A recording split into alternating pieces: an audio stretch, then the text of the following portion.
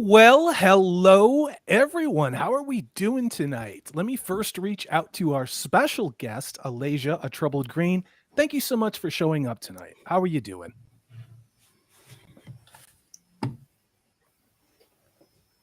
You might be muted, a troubled green.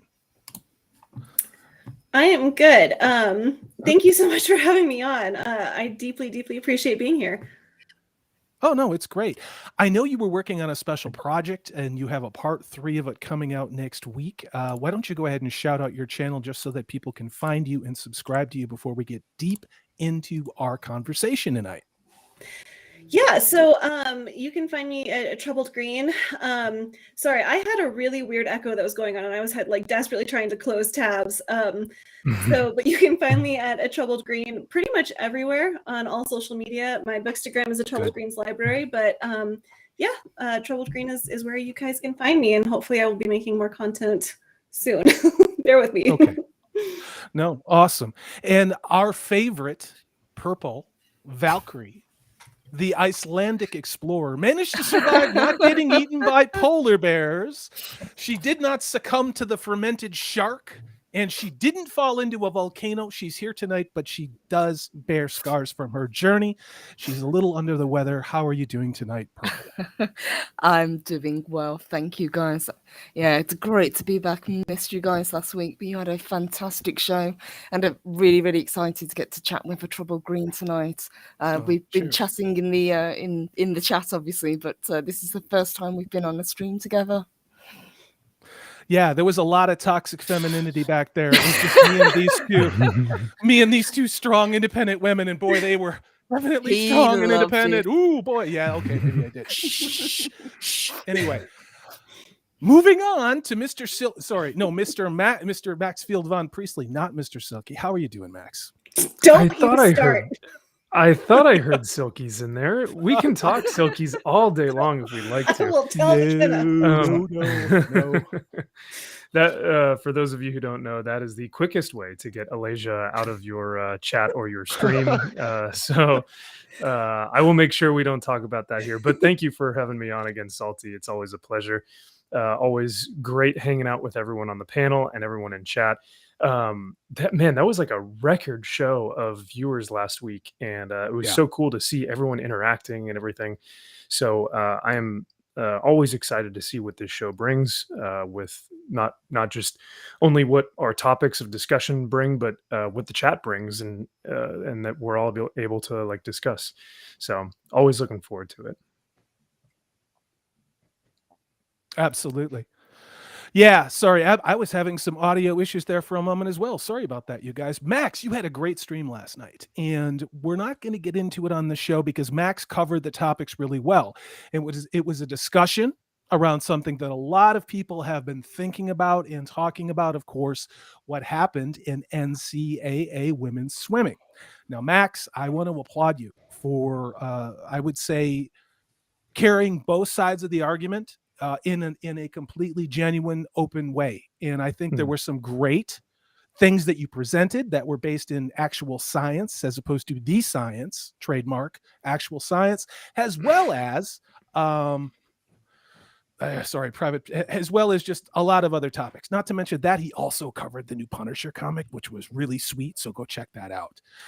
Last but not least, let's turn to our man, Frosk's brother from another mother. I'm talking, of course, about the one, the only Zaxx. How are you doing, Zaxx? I'm doing good. I'm milking that G4 dead horse, I guess, for all it's worth still. Been a big week. Lots of videos out, lots of new subscribers. It's been fun. I want to do a special shout out to all of our Wolf brothers and sisters on the chat. We have William 101, the man, the myth, the legend, Brahma Bull, who did a great video today. Brahma has started his own channel. He had his first 100 view plus video today. Hail to you. Go check out and please subscribe to Brahma Bull. One of my favorite Wolf sisters, Kaylee, is here. So great to see you. And of course, the man who keeps us honest, whether we want to be or not, the Tad That Shouldn't Be, otherwise known as YouTube channel Unbearable 73. Hail to all of you. Now, before we get into the show, we have one more bit of business. It was a good friend of this channel's. He was actually on my first official live stream. It was a brightest day. It was his birthday yesterday. And I just wanted to say to him, if he's out there in the chat, that, happy birthday, brother. And many, many more. We look forward to more content on your channel. You are such a good, solid guy with a good, solid heart. Absolutely. Amen to Happy that. birthday, love. Happy birthday. Happy birthday. Happy birthday, man. Yeah. We're not going to sing for you. Maybe after 3 more bourbons, and after that, if Max puts on his silkies, I'll sing happy birthday. And then I will be leaving. That's right. That was your cue. You weren't supposed to know that, Elijah. Sorry. No, it's okay. It's all right. So let me also read. You guys shout other people in the chat. We've got Thunder Sensei win 50, Adega Outlaw. Great to see you guys. We've got my other wolf brother, Nico Glock, just joined last week.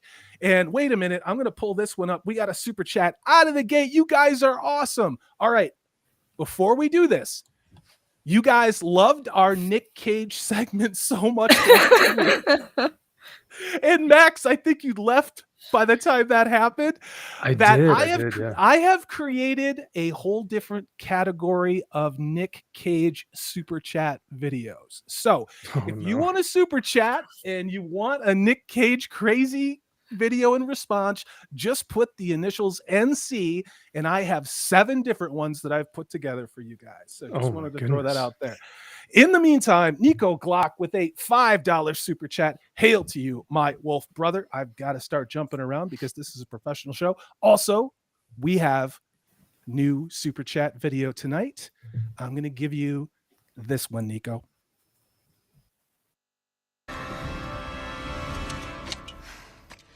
I am no man.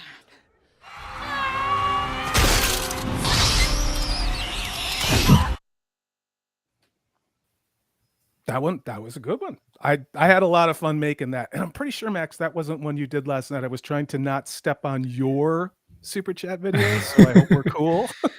It is not at all. And Cool. I couldn't tell the difference between the deep fake and you just used the deep fake, right? Or was that no? the, that was tell. Purple Valkyrie. No, Purple okay. Val. She doesn't like to talk about how she was in the Lord of the Rings movie trilogy. That's why she keeps it on the So DL. humble. Yeah, That so was humble. her, really. Yeah. So hail to you, Nico Glock. And again, thanks to everyone who's joined my channel. I am humbled. You guys are absolutely fantastic. We have Kulinder Bard, who I actually shouted out in the video I did today, one of my longest time supporters. We have Ryan Roger, Athe, Squeak a Mouse, yet another part of the Wolf Pack. Hail to you. Great to see you as well. Have I missed anybody? Is there anybody you guys want to call out in the chat, including Alasia, that we want to call out? I haven't seen anyone. We've got Paul Wolf. We got Paul Wolfley here. Yep. Hey, Paul. Oh, nice. Yeah, and Jaden Hamilton. He's been here from the Jaden. beginning. Yeah. That's outstanding. So let's go ahead and move into Zaxx. If you don't have the links ready, I can roll with them. But let's go ahead and start out with Morbius, if you are ready, sir. If not, I can pull it up.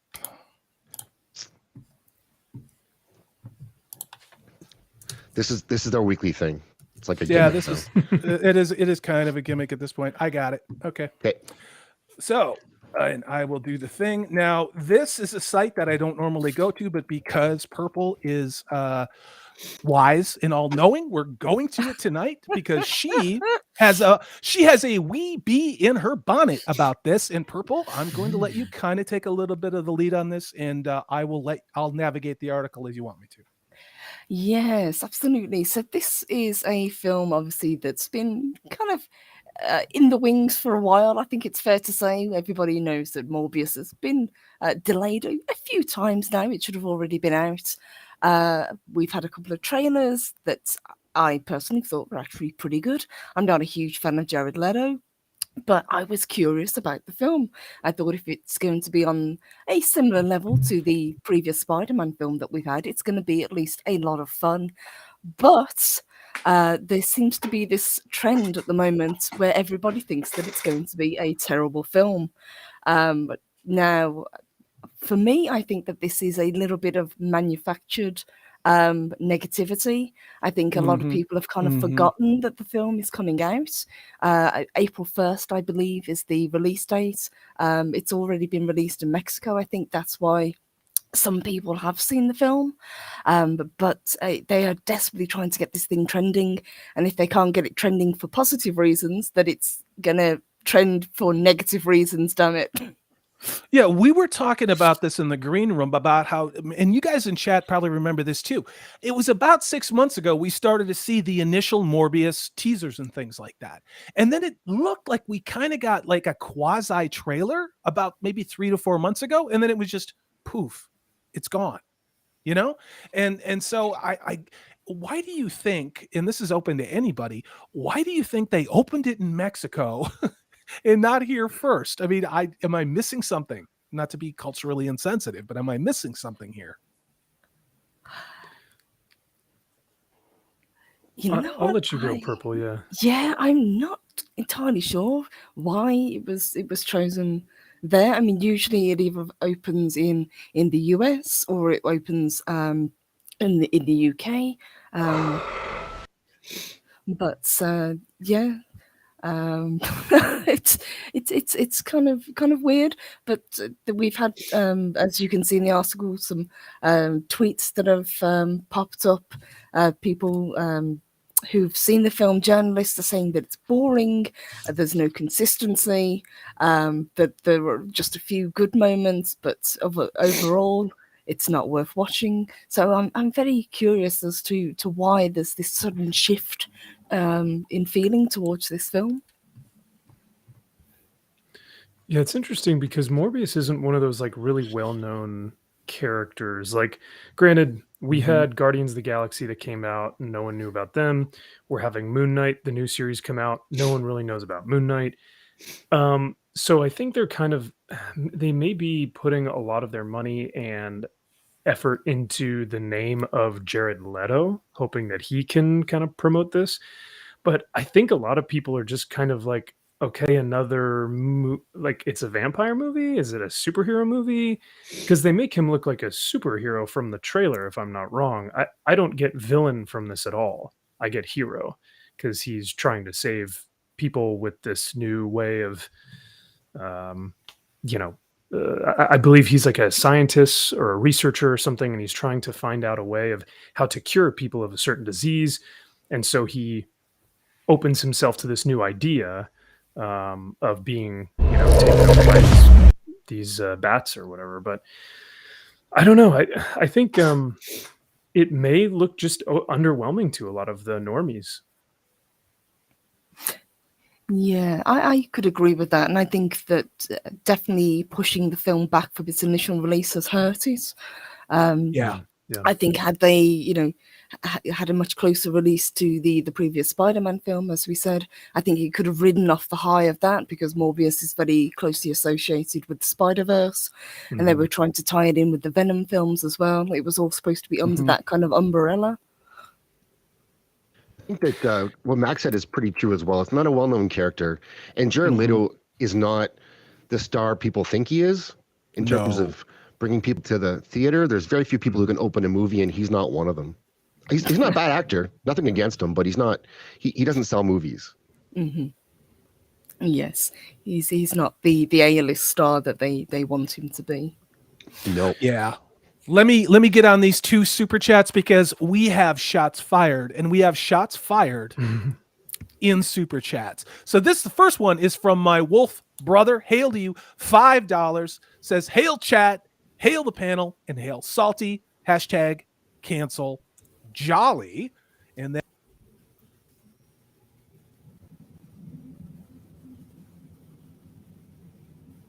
Did we lose Salty? I think so. I think we may have lost. Are also, you yes. kidding me? Are you kidding me? You're back. No, I gotta tell you, I've been having audio issues all night. Let me get this back here. Sorry about that, you guys. So we have shots fired in the chat, and so we have a super chat shootout.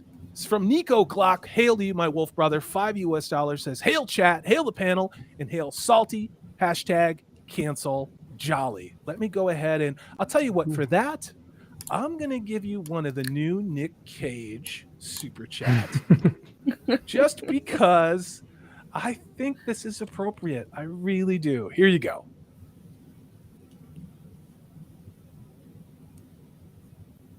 Hooray for the sounds of silence. What's in the bag? A shark or something? Maybe I shouldn't breathe so much, Terry.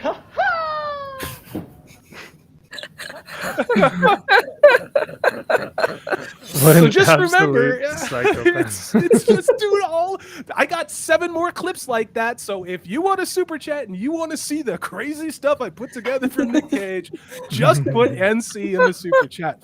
Hail to you, Nico Glock. This was the opening salvo of what portends to be a war, and I will much like Switzerland, I will profit from both sides. So hail to you. Let's see. Let me scroll down. So that was here we go.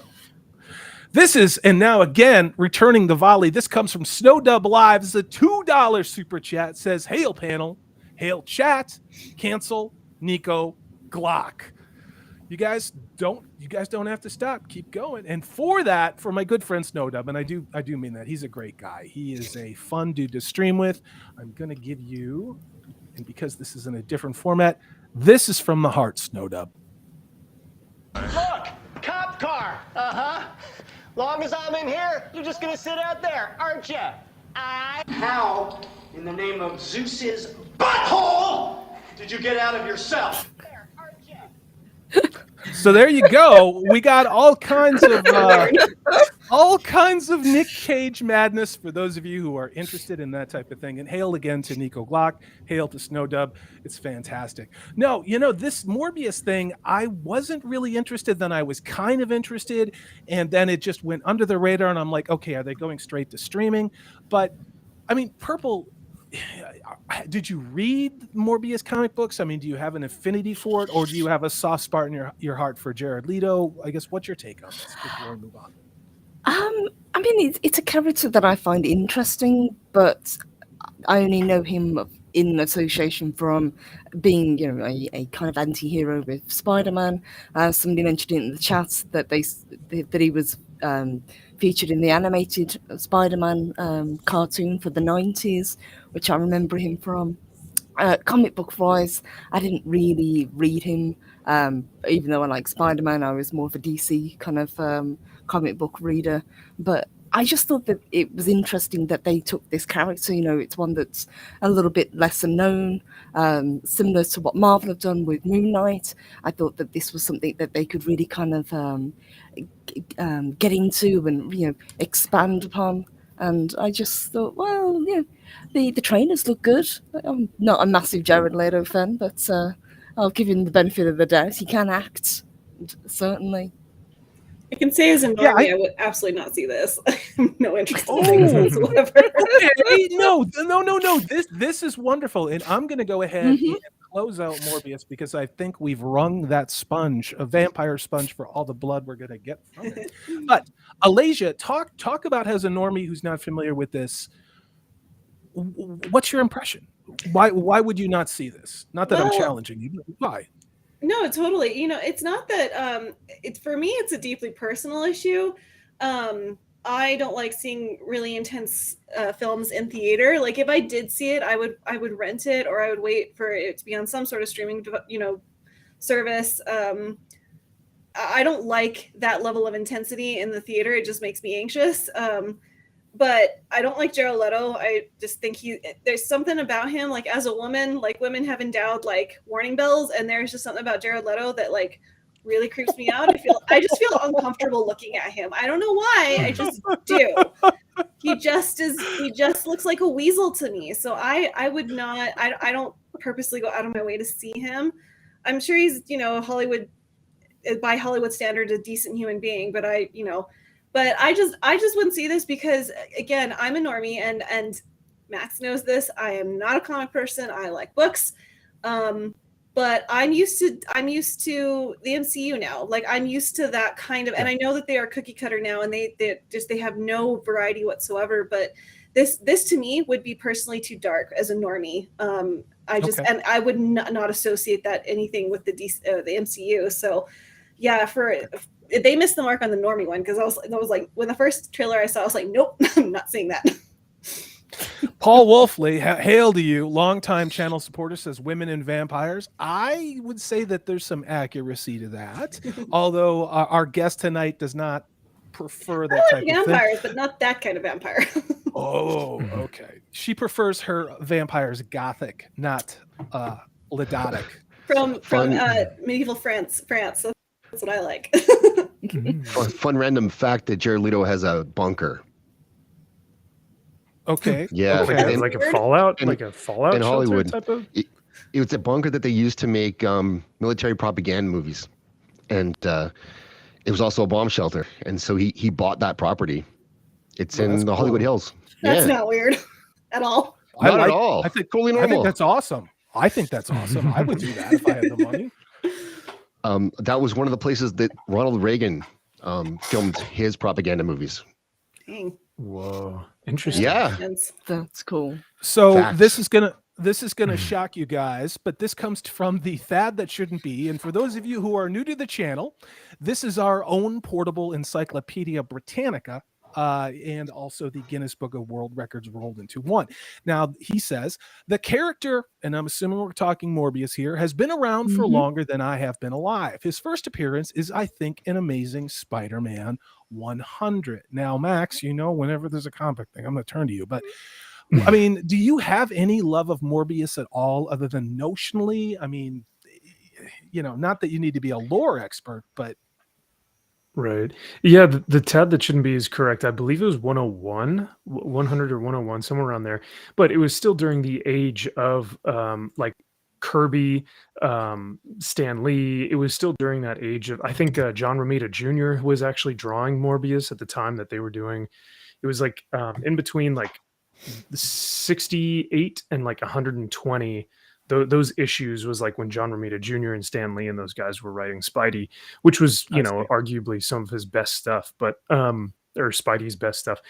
But I don't know. I mean, Morbius was always one of the fantastic Spider-Man villains that he's had, but it's never been like the Sinister Six, or like, we're talking Scorpion, Rhino, Sandman, Doc Ock, like the big Spidey villains. So I guess Morbius would be like B-C villain, like B to C level villain.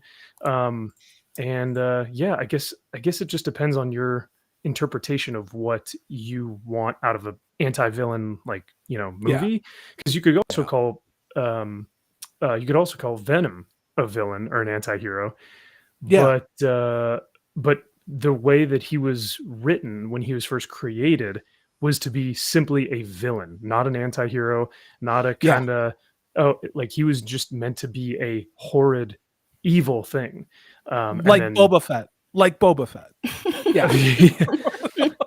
I can't see. This is where I will defer to you guys, because I don't know much about Boba Fett. So that's what I know about Morbius. I don't know too much about him. I just know that they could have done a Sinister Six thing, and it doesn't look like they're going to go that way.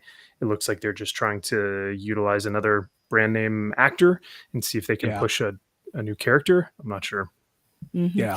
Which is kind of weird, because they've been trying to push this Sinister Six film idea for as long as I can remember. They really wanted to get this off the ground. And with the success of No Way Home, do you think it would have this would have catapulted it? I think there's a lot of things. There's probably a lot of ideas that all of us could pull out our top 5 of things we'd like to see. But then we probably need to pause and go, would we like to see them right now? Yes. Max, I didn't mean to interrupt you. Go ahead. Oh, you're totally fine. Purple, I think you were asking about, sorry, I was just reading some of the chat, but you were asking about, do you think that this previous Spider-Man movie could have promoted like more of a Sinister Six style movie? They could have, I mean, yeah, because we had so many of them. We had so many villains in that film. I think people were mostly there though to see our main three guys, you know, our Andrew Garfield, Tobey Maguire, and Tom Holland. So if they did hint to a Sinister Six, I think it would have been just like a little nudge. But if they tried to make the whole movie, because now it feels like Marvel, and I don't know if Sony does this as much, but now it feels like Marvel is their shows are revolving around how to tell the next show, if that makes sense. You know, like instead of, you know, sitting here in this time frame and enjoying these characters and this plot or this through line through this plot, it's always like, what can we start teasing next? And so you can never enjoy the thing that you're just sitting with at that point in time. So I'm glad that they didn't do that with this Spider-Man film. They just allowed us to enjoy that moment in time as opposed to look at what else we have. And so I guess it's good that they didn't do that, but they could have if they wanted to. I'm going to get to this super chat. This is from a longtime friend of this channel, Daniel. Hail to you, sir. It's a $5 super chat. Says, Adra Arjona, a scientist and Morbius's fiance, said the character was, quote, the smart one in the room, unquote, and she took her inspiration from politician AOC. That kind of seems like a oxymoron. Or yes, it's kind of like a contradiction. Yes. Oh, well, you know, since you didn't specify it and you named someone I'm just going to say I'm going to go ahead and give you a Nick Cage super chat on that one. Daniel, it's always wonderful to see you have been here like so many of the people in chat from the very beginning. Hail to you. It's always wonderful to see you every night. Now I'm going to give you one of my favorite Nick Cage performances ever. And again, I will switch over back to the Lord of the Rings. I just thought this one was timely. I lost my hand! I lost my bride! Johnny has his hand! Johnny has his bride! You want me to take my heartbreak, put her away, and forget? Wow, that kind of takes out a little bit. That is of course from Moonstruck, and Restream is being a little temperamental tonight. But hail to you! Oh my God, I turn around again, Nico Glock. You want to take this one? Go ahead. Hold on a second. First, Max gets so excited when you're about to play a clip, and then it's not the one he wants, and you can see he dies a little, just a little. I gotta make him. I gotta make him look for it once in a while. Yeah. This instantly just goes to the second fucking Nick Cage turns on. No, I'm kidding. I guess I'm just not used to it because like it's like Pavlov's dog, you know what I mean? Yeah. You go here, let me grab something out of the bag of tricks, and I'm go, bag of tricks? What's he got for us? You know? And then sure enough, it's Nick Cage going, Zeus's butthole or something. I don't know what to expect now. I'm keeping it fresh for the kids. I'm keeping it fresh for that Twitch generation. Let me get to the super chat from Nico Glock. You've been very patient, and this time we're going to get something I think Max will like. Oh my God, $25. You guys are crazy. Easy there, big guy. $25. Again, hail chat, hail panel, and hail Salty, and F Jolly and his lame Taco Tuesday show that will be on later tonight. I hate that Jolly. Purple? Call Nico Glock. Hail to you. Hail to you. And for that, do I want to tease Max more? No. Let's give Max a little instant gratification. Here's some out of the bag of tricks for you, Nico Glock. Not a lot. Go hit him!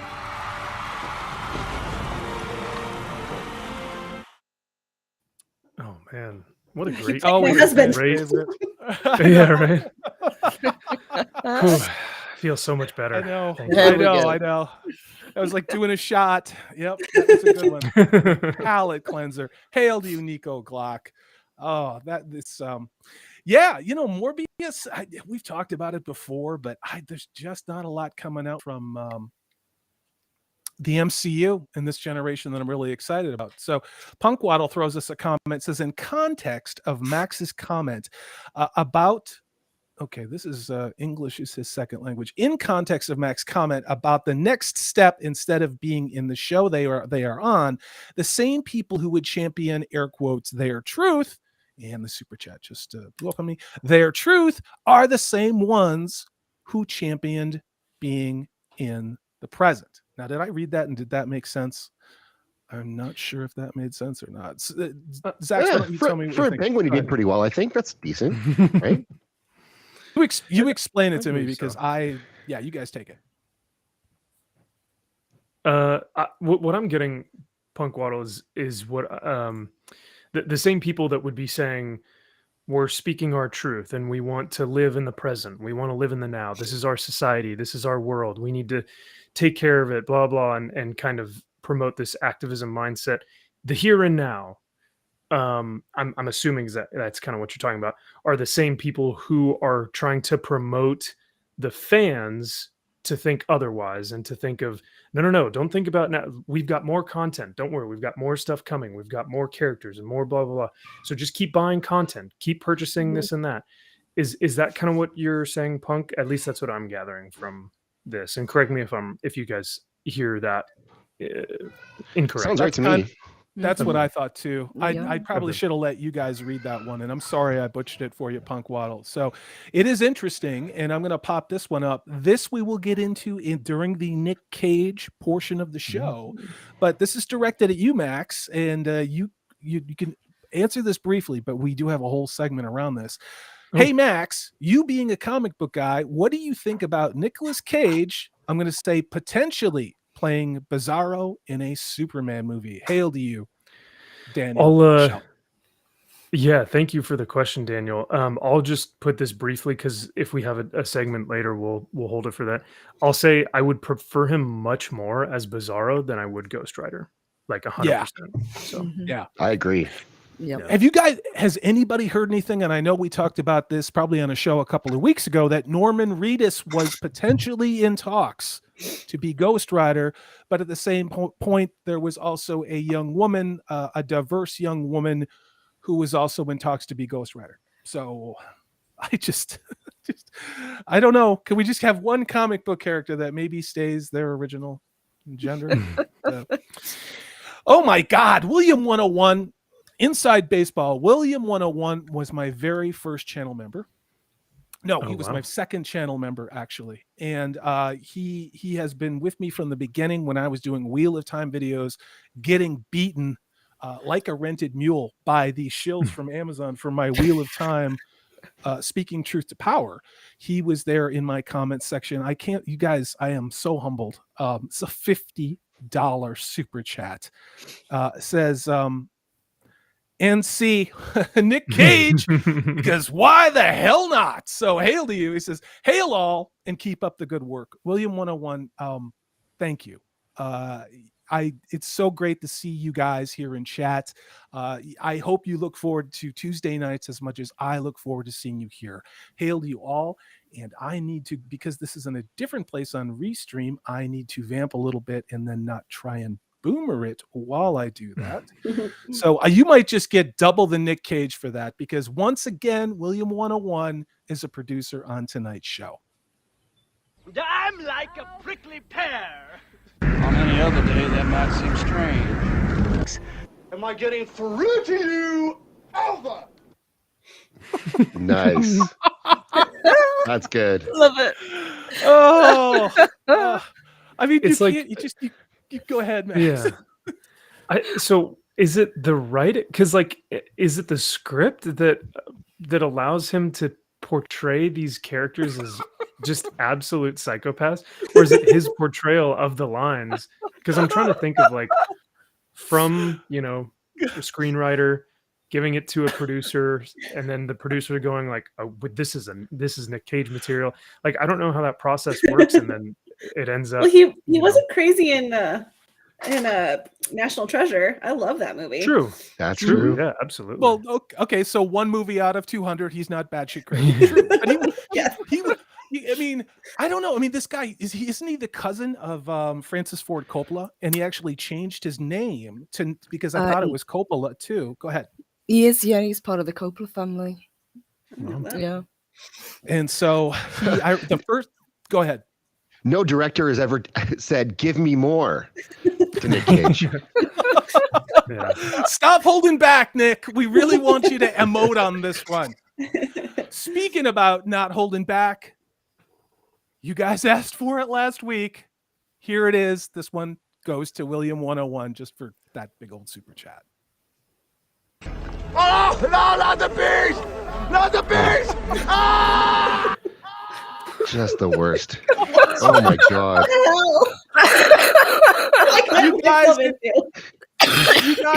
You guys in chat told me you wanted me to do it, so I listened to my fans. Hail to you all.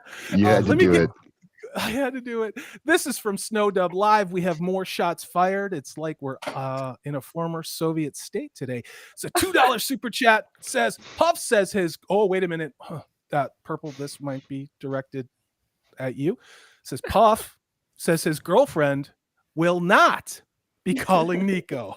Hail to you, Snowdub. And I'm going to mix it up because I'll allow Purple to compose her response to that, but I'm going to give you this, Snowdub. May the wings of liberty never lose a feather. Oh, every day is a good day for Big Trouble in Little China. So, Purple, what do you think about this?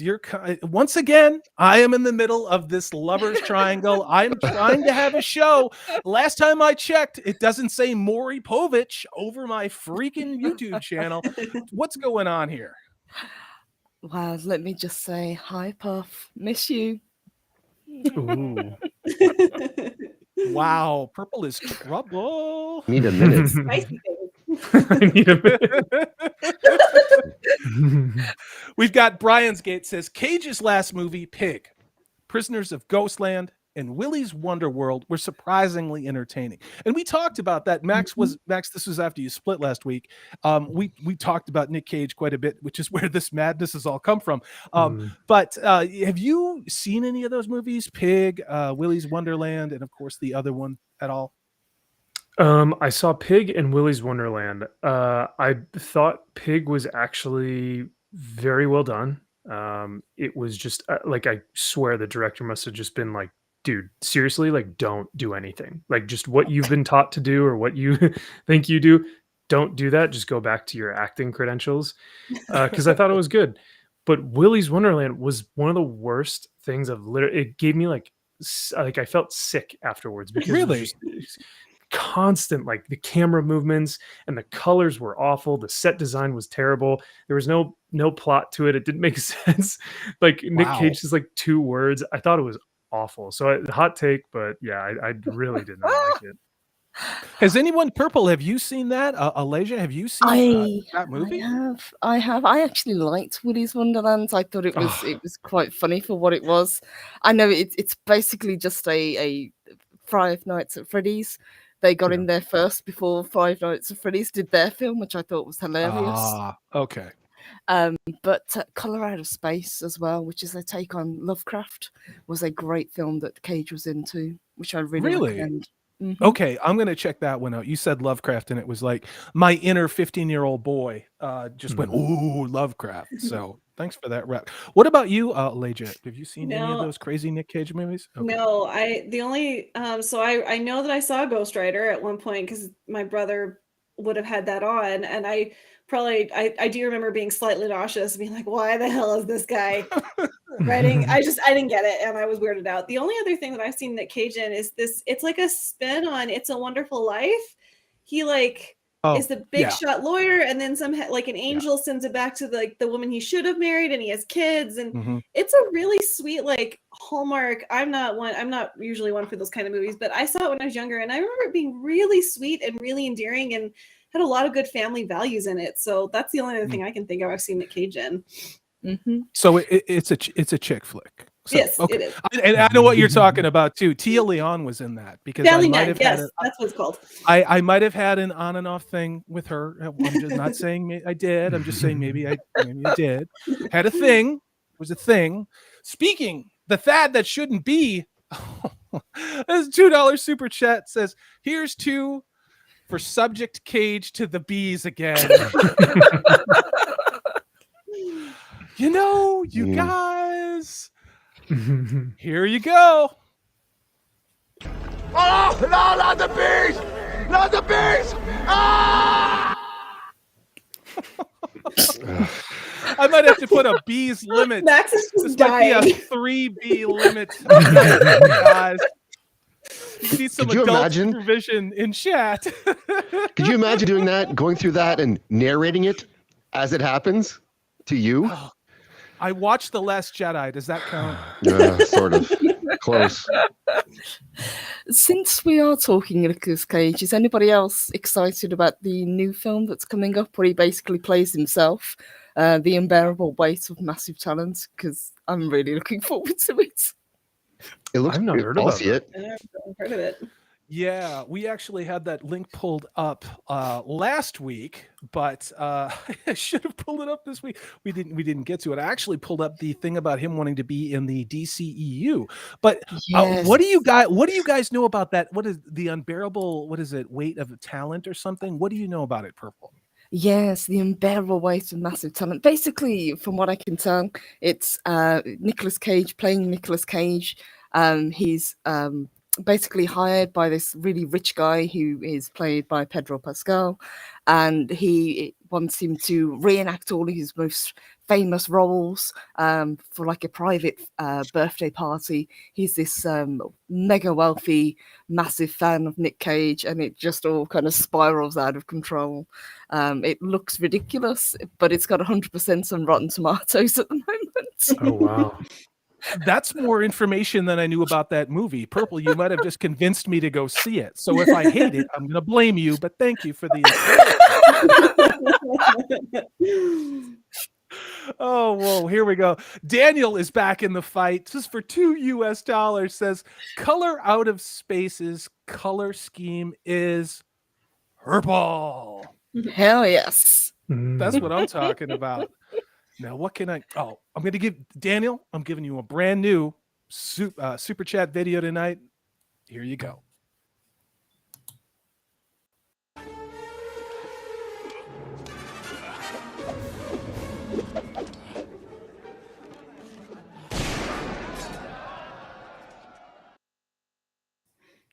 The classics never go out of style. Love it. We have a member in the chat too. Wakazashi's Tea House is here. Hail, Hey, Gray. Gray. We, Zaxx and I and Max, we're talking with Gray on Sunday. If you have not subscribed to his channel, we'll drop it in chat. Fantastic guy. I know, Max, you work with Gray quite a bit. Yeah, he's incredible, dude. Speaking of Brightest Day, we were talking about Brightest Day earlier. He had mentioned to myself and Wakazashi, he said, hey, you guys both talk comics. You guys are both intellectual dudes and know a lot about this medium. And we both do videos about, pretty similar things. And so he linked our channels to each other. And then we just hung out on a stream, and the rest is history. So, really knowledgeable dude, and just really loves the comic book medium. So, Here's the thing about Gray's channel too: is he's 3 short of 500 subs. yes. So if 3 of you who haven't subbed could please go give him a sub, that would be awesome. And do watch his content, because he does some really great takes on things, and actually spends a lot of time, just like Max does, going over comic books, graphic novels, other things like that in a really great way.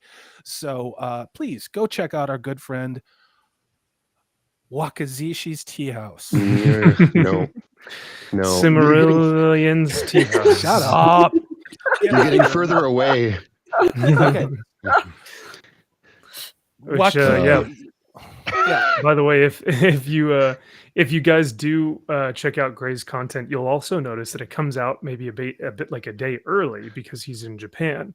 So if you guys want movie reviews and comic book reviews that are maybe like a day early, that's also he does an excellent review on movies and comics, and they're a little bit early so that you can, you know, kind of gauge what you're looking at once you go to the store or the movie theater to go check it out. So he's a wealth of knowledge Mhm.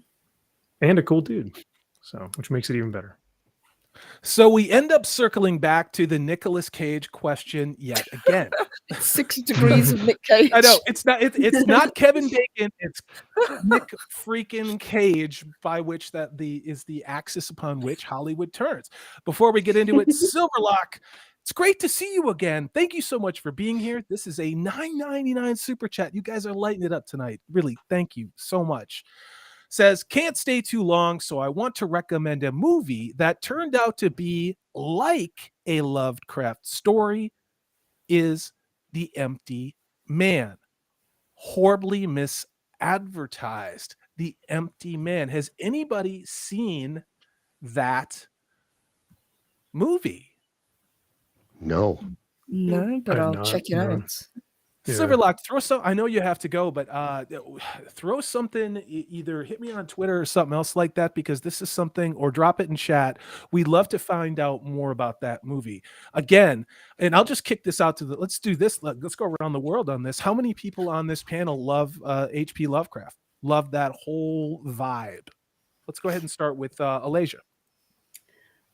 I have to admit, I don't know what that is. That's okay. We'll go ahead and move on to Purple. Huge Lovecraft fan, have been for a long time. Love cosmic horror. I know Lovecraft is technically problematic nowadays, but I just love his work. I think that what he brought to the horror genre, you know, he was a genius. Oh, that's why I don't read horror at all. Yeah, I'm not into horror like in any way, shape, or form. My overactive imagination will not let me do that. Yeah, if you've ever heard of I guess the correct pronunciation would be Cthulhu. Is that right? Yes. He's the creator of that godlike monster. I cannot speak to his novel of the novelization of some of his things. I haven't read as much. But I did read a comic called Nameless that is very Lovecraftian in how it portrays itself, written by Grant Morrison.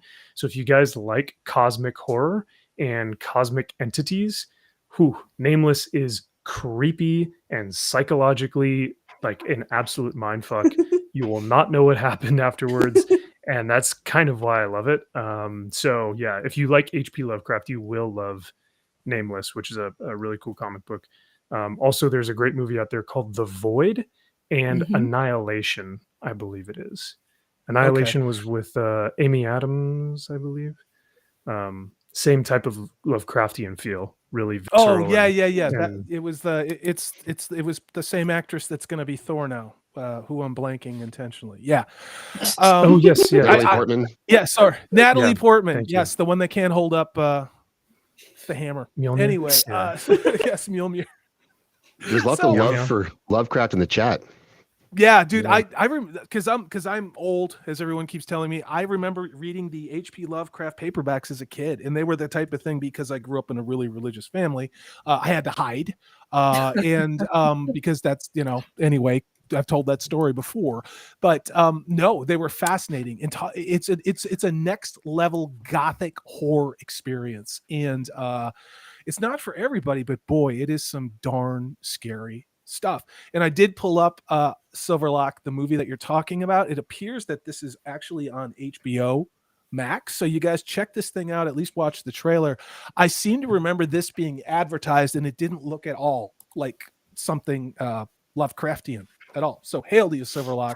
Thank you so much for that. And let me go ahead and bounce us back.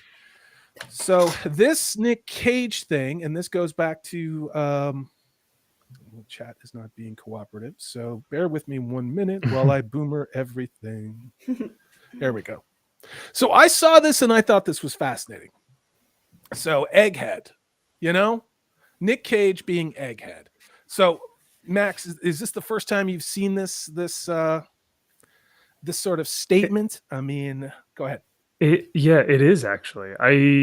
The statement about Bizarro. I think there's a recent question in here earlier about Bizarro, like Nick Mhm. Cage wanting to play Mhm. Bizarro. Both of these are kind of new ideas to me. I always thought that he was much more of like I thought his baby was Ghost Rider, but looks like he wants to, you know, kind of branch out and play these other roles in the DC universe. So who knows? But I we can always it's you know, he can ensure that it will always be a creative take.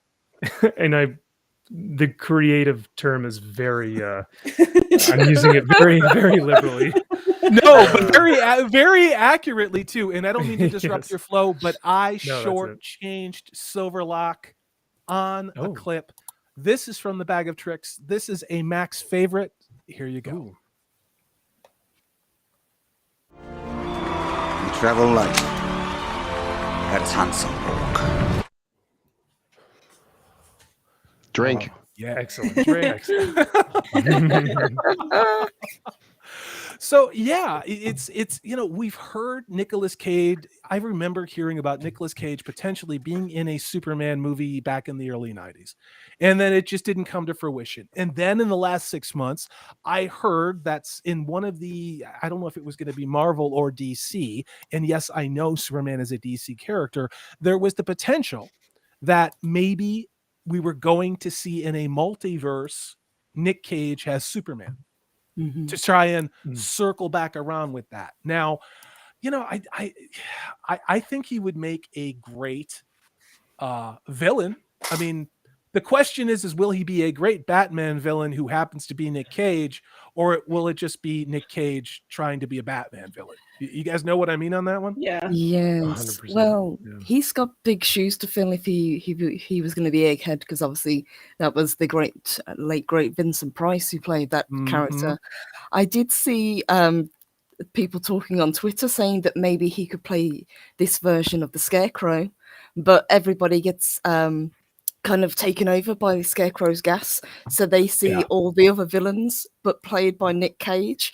I really need a Nick Cage Poison Ivy in my life. So if we could make that happen, I would be there for it. Whoa. Next thing you'll know, that Nick Cage Poison Ivy will be swimming in women's meat. Anyway, let me do this. This is Thunder Sensei 150. Always in my chats. It's wonderful to see you. Hail to you, Thunder Sensei 150. It's a $9.99 super chat. Says Nick Cage would be awesome as Jor-El in any live action Superman. He's just crazy enough to make them disbelieve that the planet will explode, but he be right in the end. And somebody wants the Nick Cage love. So I have to jump through a couple of hoops. You guys stand by while I do this. Wow, I couldn't have timed this one better. Here we go. This one is for Thunder Sensei 150. Here you go.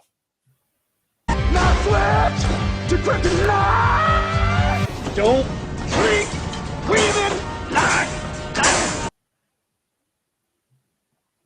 We like to mix it up with the Nick Cage, right? I mean, like, and if I remember right, that was from, oh God, I just blanked on the name of that superhero movie.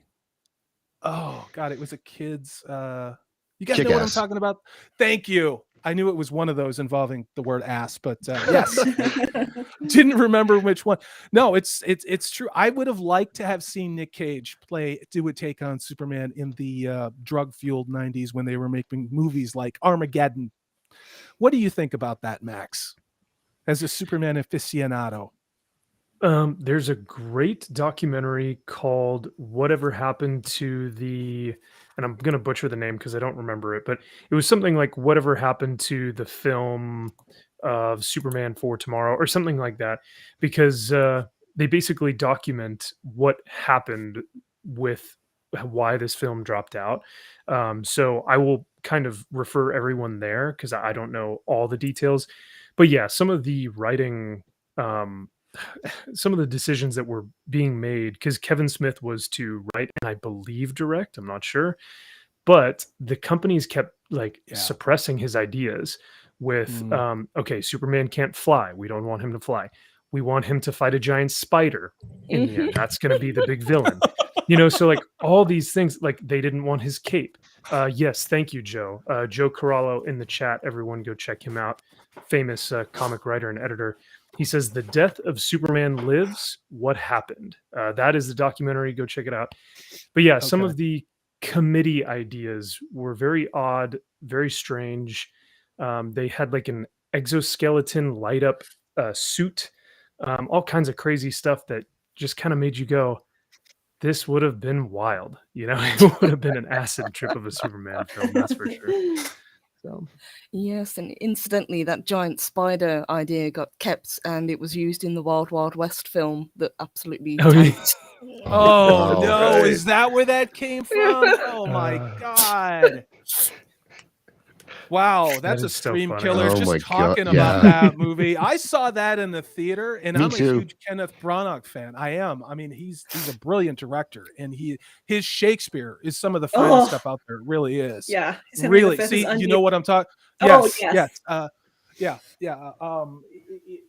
And Henry V, if I remember correct, as well. Fantastic Shakespearean actor. Yes. But that movie was such a miss. I got up and left 3/4 of the way through the movie because Will Smith paired up with Kenneth Branagh as an enemy. It is all bad. This was all bad.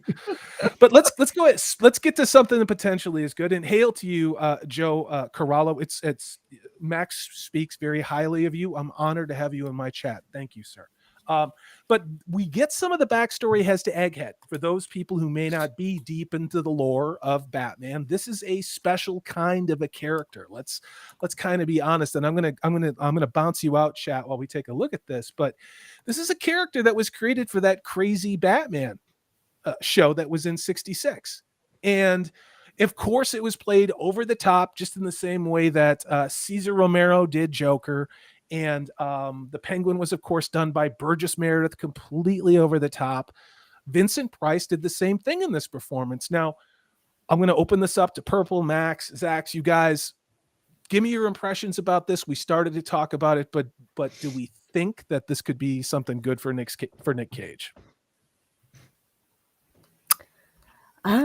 For me, I think yes. I think Egghead is a very out there character to pick, but I think we discussed it when we were talking about the Batman because of how grounded Matt Reeves has this particular Batman universe. Some of the more obscure and outlandish villains, he's kind of written off the table. You know, we were saying that he couldn't use Mr. Freeze, he wouldn't be able to use Clayface, Man-Bat.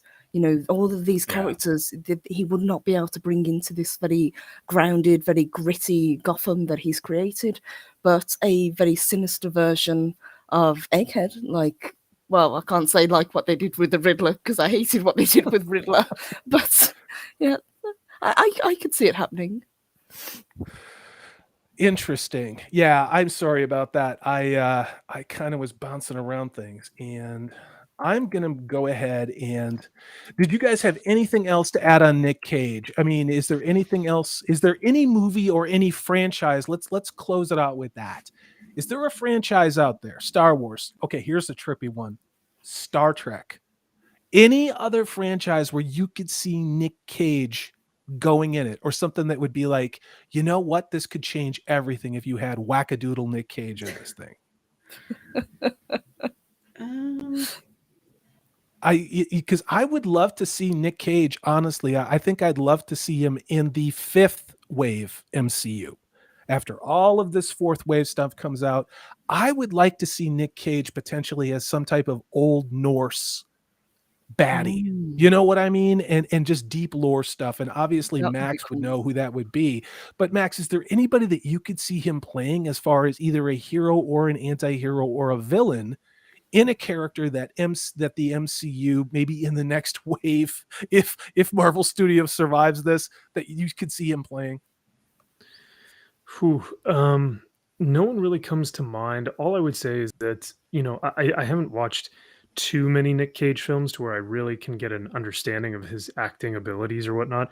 I know that he is a good actor. He has proven it before to where he's got acting chops. But he's just done too much crazy to where you're not really sure. And I don't know if directors really know how to what's the word I'm looking for, kind of narrow down that ability and say, hey, we need you to turn it down, instead of bringing it from 11, let's turn it down to about a 4 or a 3. And so I don't know if they're able to do that, or if they just tell them to go crazy. So whatever character they create, I think it would be in their best interest to maybe allow that like character that they're writing to kind of be written for Nick Cage in mind. And then that way it doesn't seem like he's forced into a role, or it doesn't seem like he's trying to play something that he's not. That way, if he does go off the cuff crazy, it's that character's, it's in that character's like realm of, story. So I can't think of anyone in mind just because he's such a wild card.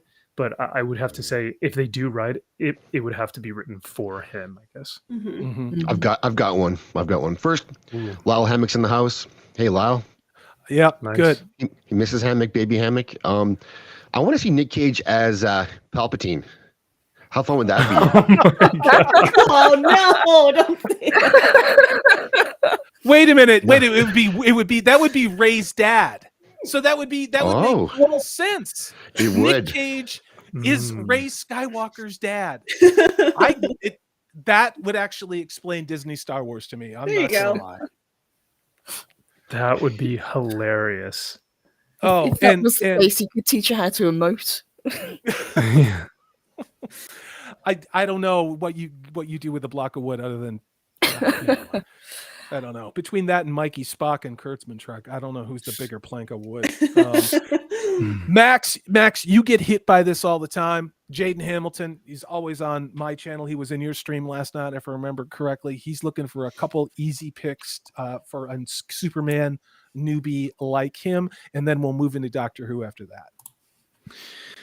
Ooh, oh God. Okay, it depends on what you're looking for, but I'll just name a few. Superman Birthright is a great kind of origin story. Superman for Tomorrow, beautiful artwork by Jim Lee. Superman Whatever Happens to the Man of Tomorrow is kind of what would happen if Superman closed the book and there was no more Superman stories ever, written by Alan Moore, a beautiful depiction of that. And then I'll say Superman or All-Star Superman, written by Grant Morrison, which is a beautiful depiction of Superman's characteristics in like this kind of alternate reality. And then the last one, I promise, is Superman in Kingdom Come, where he has aged. All the heroes have aged, and they are no longer the heroes of old, or now they are the heroes of old and have kind of outlived their counterparts, which are these young, hip, cool superheroes that are kind of taking over the city, taking over the world, always fighting. And he has to deal with that. So Kingdom Come, beautifully illustrated and well done story. I'm done. I'm sorry. No. I was worried I was putting you on the spot and you weren't going to be able to pull anything up, and you pull like 20 out because you love Superman, dude. I mean, but see, this is why it's great to do this show with you guys. We all have our own fandoms. Some of them overlap and intersect, and some are different. And that's why it's so much fun hearing about other things that people love. In the private chat, and I don't know why, Purple, you didn't say this publicly, but is it because you're ashamed of this, or because you think this is such a good idea you're going to share it with the studio? But do you want to say it? Do you want to? This is just to close out Nick Cage, because we can never do Nick Cage enough. You can never have enough Nick Cage, and I think he should play Galactus. If we're going to go Nick Cage, we're going to go full Nick Cage. I love it. Nick Cage already takes up the screen as it is in like normal form. So imagine seeing a like 1,000-foot tall, massive, godlike Nick Cage in the universe. Yes. Oh, and you know I what? can see it. Yeah. You know what? Screaming about bees. Yeah. Yeah. And you know what? Because you evoked his name, just to close out the Nick Cage portion of the show, unless somebody wants a Nick Cage super chat. Once again, if you send a super chat and you want a Nick Cage, I got a couple more you haven't seen. Put NC in your super chat. In the meantime, here you go. Those toenails about dry yet, sweetheart? We got some dancing to do.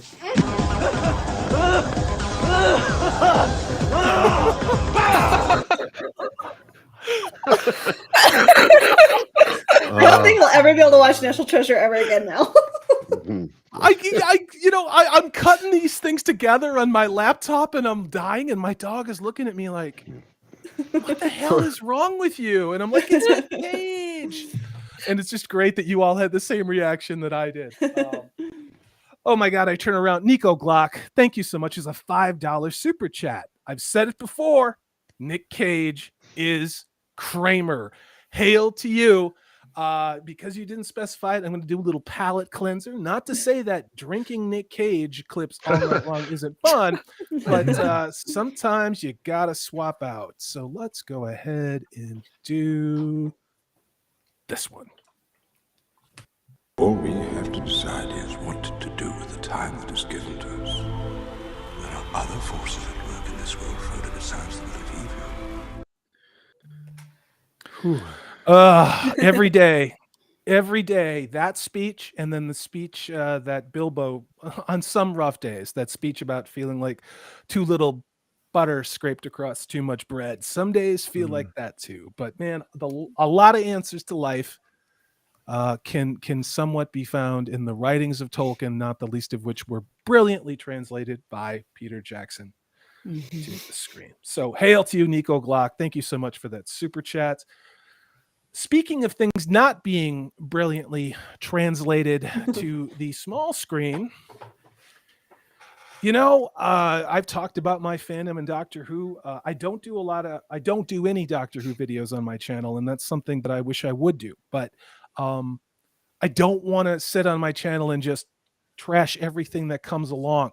Now, Wheel of Time, I will, because no one was really covering it before. But Doctor Who is just such an unfathomably wounded, mutilated, horrifying social engineering experiment at this point.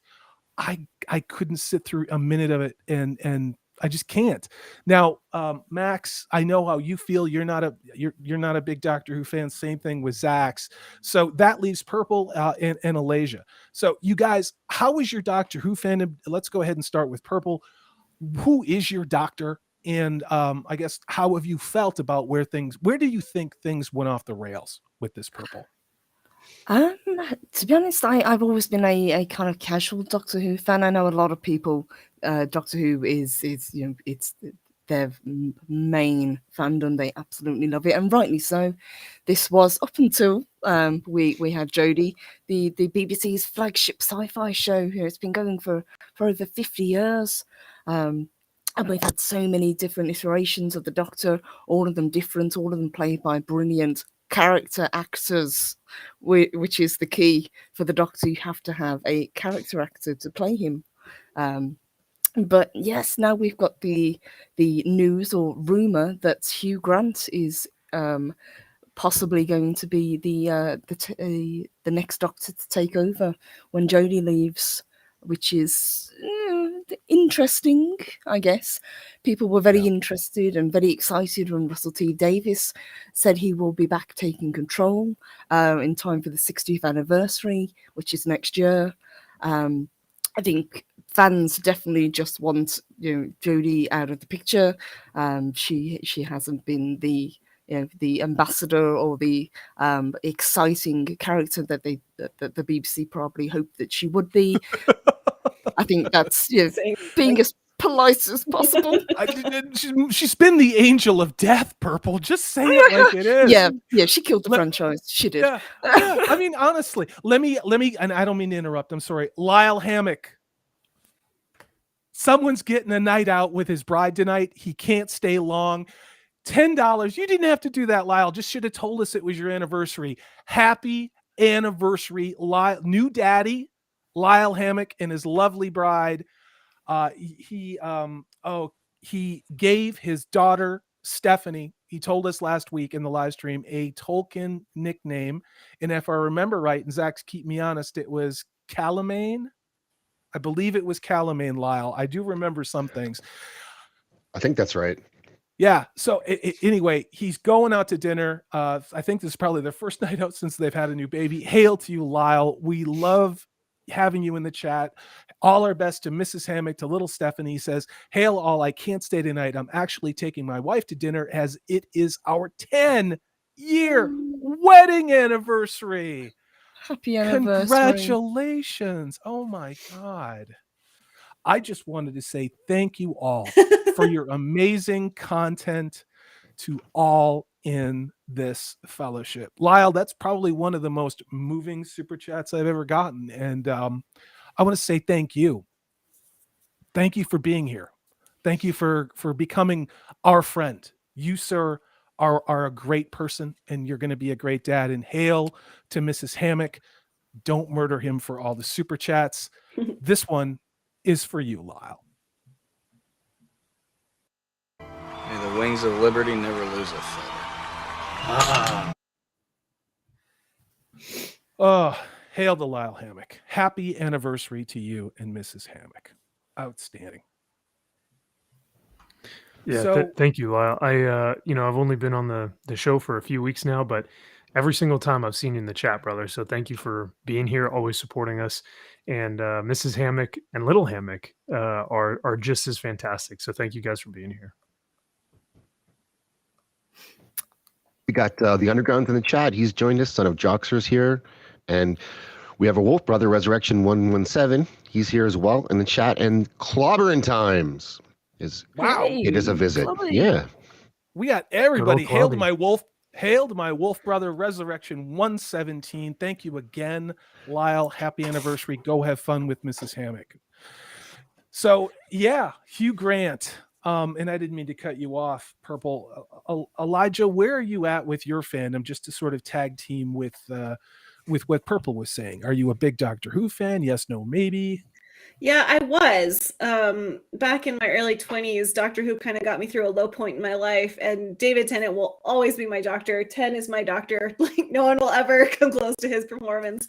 And it's unfortunate that, you know, Doctor Who's taken the turn it did. I've watched Gary and Az's videos here and there. I can infer a lot from what they say. Again, it's just one more instance of masculinity being deconstructed, and it's really sad to see. So I did like, you know, kind of walk away from it, because again, I'm a little bit like a squirrel when it comes to, like, especially books. I'm like, oh, a new book, and I get distracted, and then I'll like leave a fandom and won't return to it for years.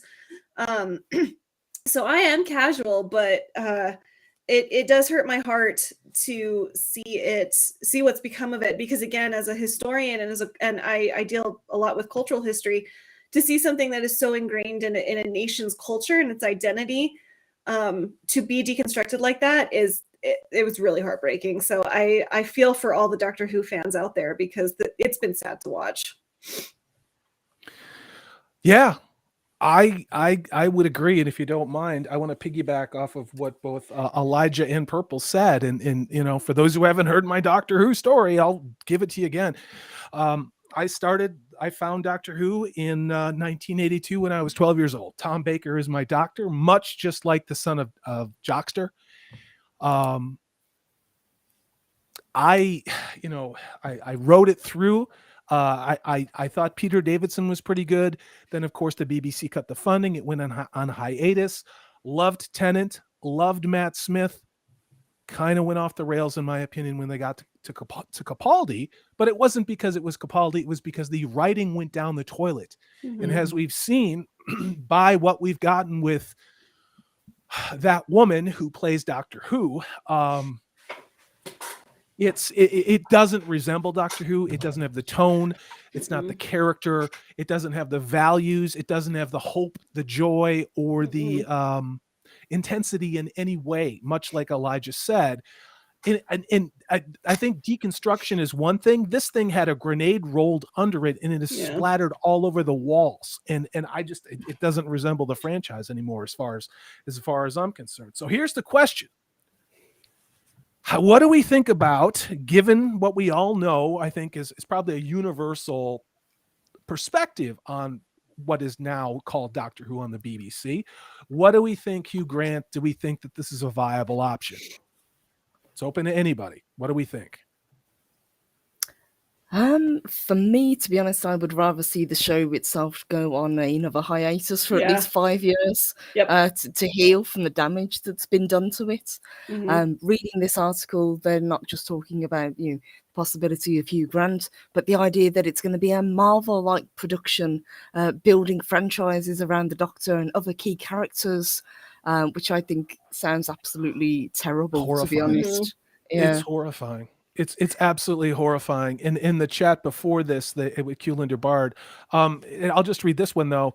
Hail to you, Q-Linder Bard, longtime supporter of this channel, says, "This is why the fight for Lord of the Rings is the hill to die on. There is no retreat from this hill. If we do not win this fight, we lose everything." Yeah, and there are a lot of people that will have an even more fatalistic position than that.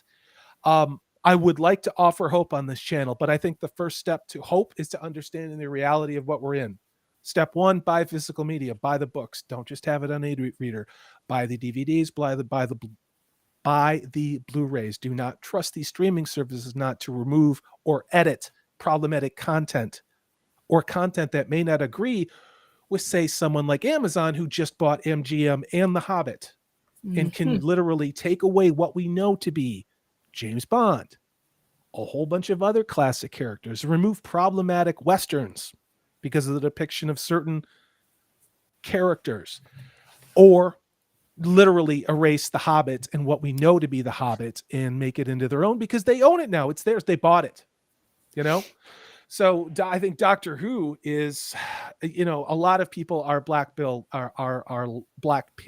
on Doctor Who. For me, I didn't watch The Timeless Child other than watching Doomcock's, Gary's, Just Some Guys, everybody's take on what they did. And as someone who's been I was a Doctor Who fan 30 years. Well, yeah, because of the lag, because after they put the show on hiatus. And when I saw that and knowing what their motivations were, it was one of the most horrifying things I've ever done. It was truly, as Elijah said, it's not just deconstruction, it's erasing history. It's erasing history that a few people think that if they remove it from the lexicon, then they've somehow righted some great wrong.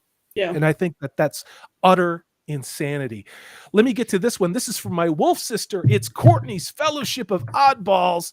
She runs some crazy streams. Sometimes they're at 1 o'clock in the morning. Sometimes they're at 3 o'clock in the morning. She's a wonderful person and fun to watch. It's a $3 super sticker of a Shiba Inu waving his arm and saying goodbye. Hail to you, Courtney. Thank you so much. I love getting those Shiba Inu stickers. Hail to you. What do you guys think? I went on one of my world famous Salty Texas Sea, I hate this sucks reads, but what do you guys think about this with Hugh Grant? I mean, we know what Purple said. This is not the franchise. Doctor Who was never supposed to become the MCU. In a lot of ways, I don't think the MCU should have become what the MCU is now. It just seems to be diminishing return with every show that comes out on streaming. How can you take a show that no one is watching in Doctor Who and then create sub shows which even less people are going to be watching? You know what I mean? You guys, somebody take this and run with it, because I'm going to complete loss with the logic behind this. I think that I don't think he's going to take the job if he's offered it, Hugh Grant. I think there's too much blowback for this already. He doesn't need the job, I don't think. So he'd be wise to just take a step back and like Purple had said, or I think it was Purple said that, but maybe take a few years away from the franchise and bring it back with somebody new. That's the way to do it. This seems beneath him, to be completely honest with you. Agreed. He just doesn't seem like the type of person who would stoop like that. I don't know. I mean, but I can't see him saying yes just simply because of his ego. Yes, I would agree with that as well. And even though Hugh Grant was a big star, this was probably about 20 years ago when he had his Mhm. big films. You think Notting Hill, Love Actually, Four Weddings and a Funeral. He's not the draw that he once was. And I can't see him going from being what was a Hollywood A-lister to being a TV actor, especially as you correctly said, on a show that's technically cursed at this point. Yeah. And it would kill his career. It'd be done. Yeah. True. Unfortunately, I can't speak much to the Doctor Who or even the Hugh Grant, kind of dilemma here.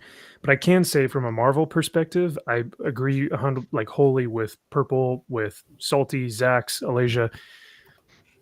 This, if any franchise needs to survive right now, I think everyone needs to take a break for 5 to 10 years. Yep. Like, I'm talking a long period of time that we don't see a superhero film, we don't see a Doctor Who series, we don't see any new announcements of any new thing, any new content, because it's not art anymore. It's just content for the masses. And so until we can get to a point where we are producing things in a very intentional manner because a story needs to be told, we will always be given just the next product.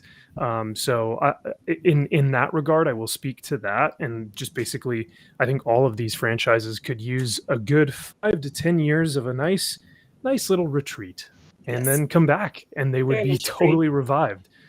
So, Yeah. And I'm going to bounce off that and what Max is saying. I think now's the opportunity for them to put their money where their mouth is. They believe in doing all of these swaps for sexuality, for gender, for race, for whatever. Why don't they bring out the new characters like we've heard from so many people, and not just in the fandoms, not just for science fiction and fantasy properties. It's the same thing for, like I've said, books written in the 80s, the 90s, and the aughts, where they're taking stories and characters that people love, passionately love as readers, and they're changing them to meet these same woke ESG score things. Yeah. And now's the opportunity. You guys know you're our moral and social, political education superiors. Okay, fine. Now write a story. Write a story that becomes 1/10 as popular as Doctor Who, 1/10 as popular as The Wheel of Time. But they won't do it. But I just wish they would, because you know what? They'd hear the same thing. Yeah. I want them to not touch a single book from the 80s. Like the Deeds of Poxenarian have been bought by Paramount, I believe, and it lends itself so effortlessly to the Marxist feminist agenda. I'm just praying that movie gets stuck in production hell. I do not want that movie on the. I'm horrified. Please stay away from my books from the 80s. Well, if it's Paramount, abandon hope, all ye who enter here. That's all I'm going to say. And Zaxx, make a note not to play that stream with the audio, that trailer for the audio next time we do that, because Zaxx can be a stream killer when it comes to Paramount. Just saying. Kulinder Bard, give old Doctor Who a chance. I have some of my favorite Doctor Who episodes, and I'm going to trigger the chat with this. But the Talons of Wang Chan, the Horror of Fang Rock. God, I could go on and on and on. I would actually start a couple of episodes into Pertwee. I really would. His last season, I think, is absolutely brilliant. And then, of course, once Pertwee hands over the role to Tom Baker, just some damn amazing stories, some classic stories in the Who lexicon start immediately after Tom Baker comes into play. But I'm hopelessly biased, so that's my recommendation on that one. I was with Gary at Comic-Con a few months back, probably I want to say November-ish timeframe, I forget. But it was one of those cons where it wasn't like the summer Comic-Con, so it wasn't huge, so we were able to actually walk through places and actually go see things. And I don't remember seeing any Doctor Who anything. And I don't know if that's normal for a con because it was a smaller venue, but I thought that kind of odd. I didn't see anything Doctor Who. I didn't see anything Harry Potter. I didn't see anything Hot Toys. The Hot Toys booth was like not there. But on the Doctor Who thing though, I did ask him. I was like, dude, why is there no Doctor Who? And he went on this whole rant on, he's like, well, okay, if we're talking Doctor Who, have you seen Doctor Who? Okay, let me tell you about, and then it was just like for the rest of the hour that we were walking through the con, he was just telling me the episodes, the seasons, which favorite Doctor he had.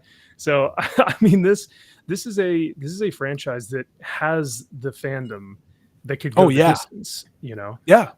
Yeah. And so much of it. I've cosplayed as like a Doctor Who, you know, character. So I mean, and, you know, and I'm a casual fan, but it once you get into it, the message in it, which I know we hate that word, but it's so full of hope, you know. It's the old Doctor Who, that's how I saw it anyways. It was so full of hope, even amidst darkness, even amidst feeling like there is no hope, that no, there always is hope, you just have to look for it. So yeah, it's just to see where it is now, it's just like, it just makes your skin crawl. So I'm not surprised that Gary like gave you a diatribe. No, it was great. Well, I appreciated it.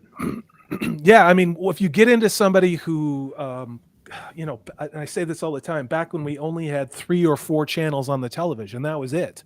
You know, you had ABC, NBC, CBS, and then if you were lucky, PBS, if you had one of those big antennas. And it was on PBS that I discovered Doctor Who. And it was on every Sunday afternoon where I was. And we, of course, set up the beta tape machine, not the VHS, because that's how smart my old man was. So we had a beta player. We couldn't even rent VHS tapes to watch. But I used that beta machine to record old Doctor Who's. And somewhere, my little brother still has all of those recorded off PBS Doctor Who episodes from the late 80s and the beta machine to watch them on. Because, I mean, that's how much it meant to us. You know, it wasn't like you could go press a button on demand and get Tom Baker or just buy a whole series. You couldn't do that. You had to park your butt in front of the television and then, you know, race to go to the bathroom and what did I miss? What did I miss? And to me, that builds a lot of endearing memories because you have to pay attention to what's going on. And I think that's why a lot of people who are, because I'm 50, blah, blah, whatever, a lot of us, we have a lot of special memories because there was nothing else like it. And it didn't matter that the bad guys half the time were big black trash bags covered in glitter, you know, like it didn't matter. We loved the stories and we loved the characterizations of that. Let me do this super chat again from Daniel, long-time supporter of this channel. You are setting it on fire tonight. Thank you, says, for $10 US. I'm hardly an Englishman, but I grew up watching British television on local broadcast TV in Chicago. Classic Doctor Who, mystery. One of my favorites, Benny Hill. I loved it all because it was unique and unfamiliar. Hail to you, Daniel. Let me see if I can find something unique and unfamiliar. Here we go. Great shot, kid. That was 1 in a million. Remember, the Force will be with you always. That is, of course, unique and unfamiliar because that's actual Star Wars. That's not Disney Star Wars, which we've been flooded with.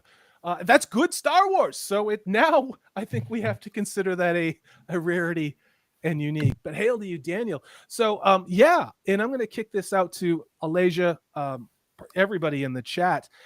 You know, what Daniel's talking about, that was, again, one of the things, WGN, I think he's probably talking about Chicago. That was one of the channels where I got to watch Benny Hill late at night. They would show it with my grandpa. And my grandpa would sit up at night and we'd watch that body racy Benny Hill running around. And it was, you never saw anything like that on American TV. It was brilliant. I don't know. Alasia, what's your take on that? Do you have a bit of an Anglophile to you? Or how's it for you? Yeah, no, I just hear that accent and I'm instantly in love. There's a reason I'm a British and Irish historian. But yeah, it was different. My mom, so I watched it, I believe, when it came out on Netflix. So Netflix got it and they had it on there. So that's where I think I watched it. I could be wrong, but I think that's where it was. But it was different. So like, you know, because like I say, you know, I'm a bookworm. That's my medium. I'm not a huge movie person. I'm not a huge TV person, but I love books. You know, I read Star Wars and then I read fantasy. So when I read sci-fi, I mean, I read Star Wars. That's it. And I'd really never ventured into too much sci-fi other than that. And to see like this slightly campy, but like really well-written story of this alien, like just running around dealing with his trauma and saving people and also having to make really hard decisions.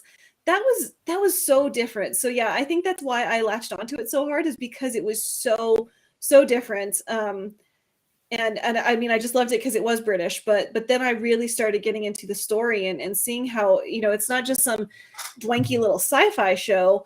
It has a depth to it that I think so many stories are missing. So I think that that's also why people latched onto it so hard, because it does have depth when you're not expecting it. Zaxx, I mean, I don't know how it was when you were growing up in Canada. I mean, I'm assuming they had a fair amount of content on the CBC from the BBC. But Yeah, we maybe did. I could be wrong. Yeah. Yeah, and we had I can't watch Doctor Who because they look, like you said, they look like garbage cans, the villains. So, but for British TV, we had a lot of like the daytime shows, there's that soap. Now I can't remember the name of it, but something Coronation Street, things like that. The stuff that I would never watch basically was what we got for the most part on CBC. Nothing great. Oh.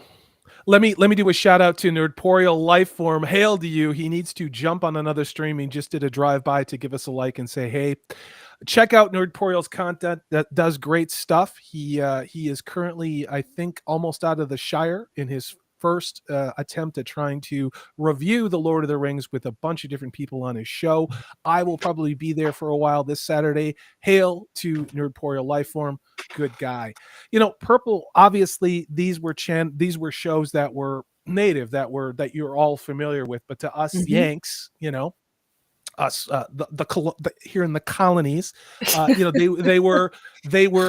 they were brand new, and especially back in the day when you had to actually sit in front of broadcast TV and watch it. And I mean, are there any of those shows that you think are there shows that maybe you haven't seen anybody in America really talk about, and it doesn't have to be science fiction, that you would recommend from a dramatic standpoint or a historical standpoint that have weathered what has occurred at the BBC, or are they all in that same place of editorial hell that the BBC seems to be in right now? Well, to be honest, I was surprised at how popular British comedies were with you guys. Things like you're talking about Benny Hill, Monty Python, shows like Are You Being Served? I didn't realize was really popular. So that was a big surprise. As for shows that haven't weathered as well, the BBC always used to do fantastic documentaries and dramas. That's what they used to be known for. Now the documentaries are still pretty good, especially anything with David Attenborough attached. Any of his Life on Earth, Blue Planet, those sort of ones, they're always top notch.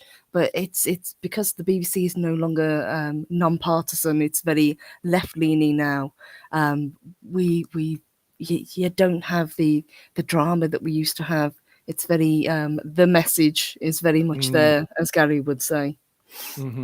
So it's permeating everything, not just Doctor Who. Doctor Who is just another casualty to what the BBC is doing, and that's kind of what I thought. I used to be what was it? I used to have BritBox. That's what they call it here in the States. You can get it through Amazon to watch. Watch all the shows. And then I just got so frustrated with what they did with Doctor Who that I was like, I'm not going to give BBC one damn dime. Just, and is that going to make a difference in the great stream of things? I don't know. But to me, it's like, at least I'm not being a hypocrite when I talk ill of these shows.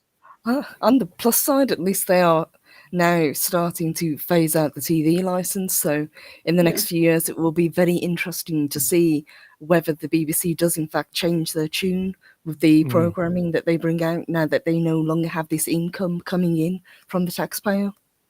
Yeah, that will be really fascinating to see if they don't go with that route of the ad-based model. I wonder who will give them the money to promote their message. And this is not the show to talk about that, but I'm just putting that out there. I wonder what other messages are going to maybe permeate the BBC. The Thad That Shouldn't Be talks about Blake 7. That is a show everyone tells me I need to watch. Max, have you watched Blake 7? Is anybody on the panel a big Blake 7 person? I have not heard of that, no. Unfortunately. So that's a very classic and dated looking science fiction show that every single other nerd that I meet tells me they own on Blu-ray and is the greatest thing ever made. And I've watched a little bit of it. I watched a little bit of it, but I don't know enough about it to speak intelligently. What about the rest of you guys in the panel? I've watched a couple of episodes. I know people like Clobby. He's a massive fan of Blake 7, and he's always saying how fantastic it is. I probably will go back and watch it. It is on my to-watch list, but I'm by no means an expert on the show, unfortunately. I've never watched it. I've never watched it either. We got a super chat here though from Michael Sallow. And why don't you take it? Take it. Yeah. It says, hey guys, Zaxx might have experienced this too. I grew up with Doctor Who on TVO, and I do know what TVO is. I loved it as a kid, but I had no idea what I was watching. And so I can add to that actually, because I thought of a couple of shows I watched as a kid that were British, but I don't know if they were BBC or not. And one was the Sharp series with Sean Bean. Yeah. And the thing with that one is, and there was a Robin of Locksley one I watched as well, but the problem with CBC here was that they showed them all out of order. So like you'd watch the next week, but it would be set years before and it would jump ahead. So like he's saying, sometimes you could watch it, but you couldn't follow the series like you would normally because they just put things on whatever. When it's government funded, they don't really care, I guess. Like really, similar to BBC, they just throw stuff on there. Although, I will say the CBC did have boobs, so there I was good. Continuity or boobs? Which would you rather have, Zaxx? Boobs. I don't know. I think it depends on what age you are. Michael Salo, it's great to see you again. We've chatted each other across numerous channels. Thank you so much for this. And this I pick this particular clip for Doctor Who, and you'll see why in a second. Now for wrath, now for ruin, and the red dawn.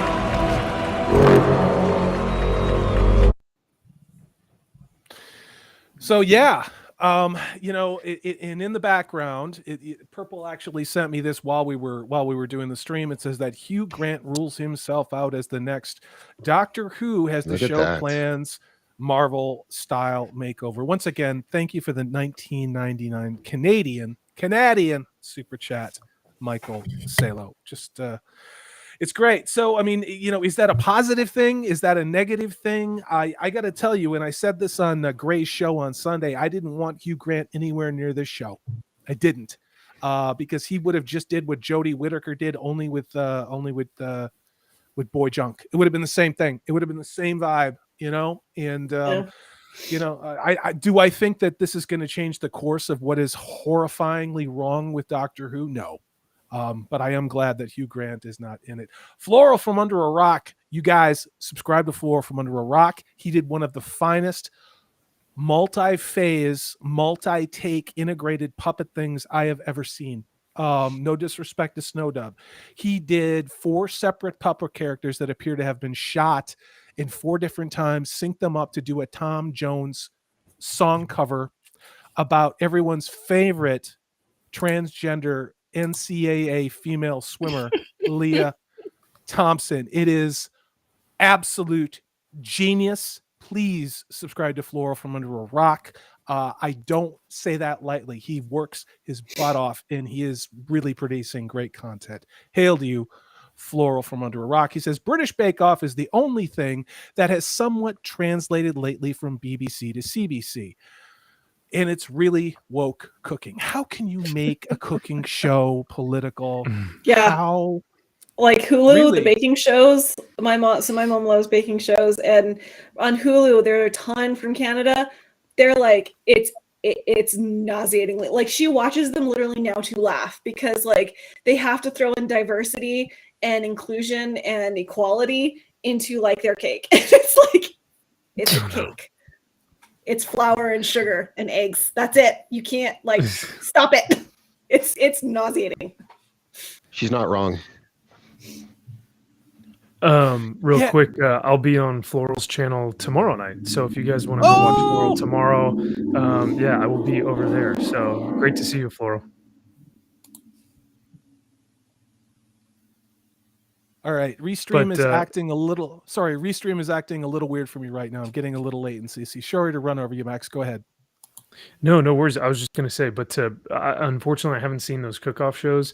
But I mean, it's apparent even when I have McKenna on the show, and she brings up articles like people who are saying that hiking has now become racist because people of people who are minorities or people of color or what have you feel unsafe when they are on hiking trails, and so they attribute that to white supremacy, that the hiking hobby is taken over by white people. No, I kid you not, dude. I'll find the article for you. I read that too.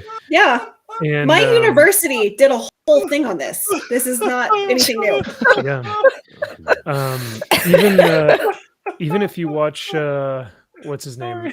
Tom Segura has a bit and on his podcast, and they read the article.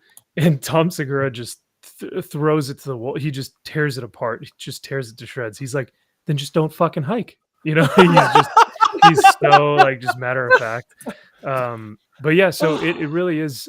It's pretty interesting to see. Like I said, McKenna has talked about it a lot on our show. But you know, to see it in the cooking as well, it's just I feel like at that point it becomes so you know, just like. As a minority, I would feel like I would be insulted because I'd be like, that makes no sense. That does nothing for the actual cause of diversity and inclusion in a natural, genuine, authentic sense. There's no setting for that to bake a cake. I mean, where would that be? So I don't know. That's just my thoughts, though. I just. You know, I used to live 5 minutes from the front gate of the Olympic National Park. And I got to tell you, I saw different people from different races, different cultures on that trail all the time. And from everywhere, from Asia, from Southeast Asia, from Africa, from South America. And, you know, I think the one legitimate reason why people would feel afraid is because of bears and mountain lions. I never saw anybody on the trail when I was hiking with my dog, me being the 6'5", bearded white guy with his 80-pound dog. No one ever ran into the woods screaming, thinking I was going to do them harm. We all waved to each other and said, "Hey, how you going?" And you know, like, beautiful day. I don't remember anybody being traumatized by my whiteness on the trail. I simply do not understand this. Yeah, well, I mean, I live in a border state. We're like the only white people on my street, and nobody seems terribly affronted by our presence. I do feel like I would be a little. It would be your height, Salty, would be a little confronting for me. I would feel a little oppressed by your height. So maybe you could, you know, just wear sandals or shoes and just that don't make you so tall. I don't know, but that would be it would be like a microaggression towards me. So if you could, you know, maybe fix that a little bit. Maybe well, then, comics. No, I don't. Yeah. Comics division, it's been great having you on the show. Just wanted to shout you out before you leave. Dude, you're like 6'1", 6'2". You're like my brother's height. So yeah, and I got a sister who's like 6 feet tall. If you want to be intimidated by somebody, my sister will intimidate you. We'll just say that. But oh wow, yeah. And look at this. We got done. Go ahead. Oh no, that's impressive. That's a shield maiden right there. She is a shield maiden. She's a pain in the butt, but that's my sister. So Thunder Sensei 150 says, as a kid, my Albanian immigrant family and I loved Mr. Bean. Yes. And looked forward to it every Saturday night. Mr. Bean is genius, demented genius. Oh God. You know what else I loved? I loved when he did the, oh God, no, I just totally blanked on it. The historical period shows where he did them like in the Dark Ages. Yes, I loved Blackadder, especially like just the best. And of course, Monty Python has a kid in America. The only time we got to see Monty Python was on the public broadcast system late at night, because it wasn't appropriate, like 11 o'clock at night on public television before they went off the air. And that was the only opportunity as an 80s kid you got to see Monty Python, until VHS players and then video stores came in and you could rent them. But you treasured the ability to find those nuggets of beautiful British madness as far as comedy goes. You really did. So TRW said, and this is TRW is my he's my official music video director. Anyone has any ideas, inquiries, go to TRW. Says, is MVP anti-Haiti? Probably. It's the Silkies. There's been some shrinkage with the Silkies, TRW. He eats a lot of crayons. Maybe there's some shrinkage, not my monkeys, not my circus. But yeah. Let's take a look at this next article, though. This is fascinating, and this came to us from Purple. And Purple, do you want to take the lead on this one? How's your voice doing? Yeah, sure, absolutely. I came across this yesterday, and I thought, this is something. We're all collectors, we're all fans of various toys and figures and comic book characters. So I thought, Todd McFarlane, interesting. Let's see what he's up to. But apparently, he's put his foot in his mouth and said that it said something silly. Now, I've digged into this a little bit deeper, and this article is absolutely ridiculous, the way it portrays what he actually said. I think what he actually said, he told a story, and it was a very kind of tongue-in-cheek story that he told. And I actually agree with the sentiment that he talks about. So he says that if he brought out an entire line of female action figures in one wave, he would struggle to fill the aisles the way that male figures would, because female figures aren't as popular. The characters don't sell as well. That's all that he said. And then he went on to tell this kind of very tongue-in-cheek story about being disappointed when he was younger, getting a female action figure. And he kind of went off on a tangent saying that, this sort of disappointment could really break somebody and it could turn them into a serial killer. Wink, wink. He was being silly, as Todd McFarlane has that sort of sense of humor. But they've taken this and really run with it, and they're really giving Todd McFarlane a bashing over what he said. No fun allowed. Exactly. I seem to remember they are. I mean, and once again, the supply that they need to justify their intersectionalist victimhood pyramid scheme is not enough. They need to keep changing and walking back the definitions of microaggressions to mean whatever it is. Honest to God, it's the most demented, horrifying way to live I've ever seen. Max, I keep coming back to that beautiful statue of Sue Storm, Mrs. Fantastic, that we looked at. I did a video out on a couple of days ago. You and I were chatting about on Twitter, and you sent me the images to that, and that got me another warning from YouTube. I'll just let you know that. But it is a beautiful statue. Oh. Yeah, dude, it's okay. It's not a strike. It's just a slap on the wrist. It's just a piece of artwork. It's not, you can't even see the female anatomy.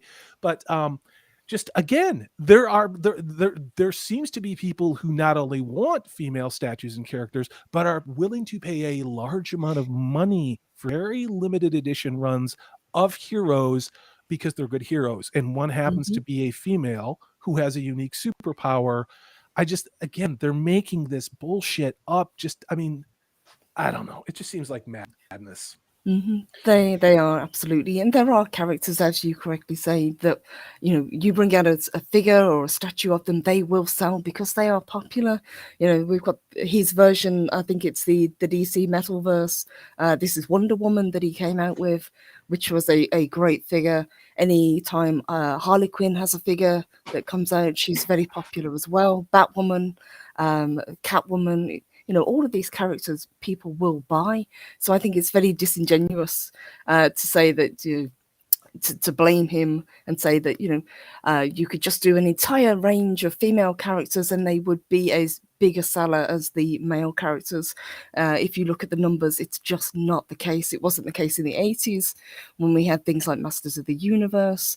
That's why She-Ra was introduced, to try and up the sales and bring in a female audience. And they've hijacked She-Ra now and My Little Pony. Every other thing, like even if those franchises were there and they did have strong female characters, they just weren't strong enough, or they weren't ideological. So then you had this next generation that needed to change their pronouns and the sexuality of cartoon characters that were like 80s Saturday morning or after school cartoons. I don't know. Max, what's your take on this? Are you seeing anything in the collector space of, I know you talk about some of your experiences on forums and some of the Puritans that come in on some of the more anatomically correct versions of female superheroes. Let's just say that. But are you seeing, is it men are not just buying male characters. They're buying superheroes because they love the superheroes. Is that fair? Oh yeah, absolutely.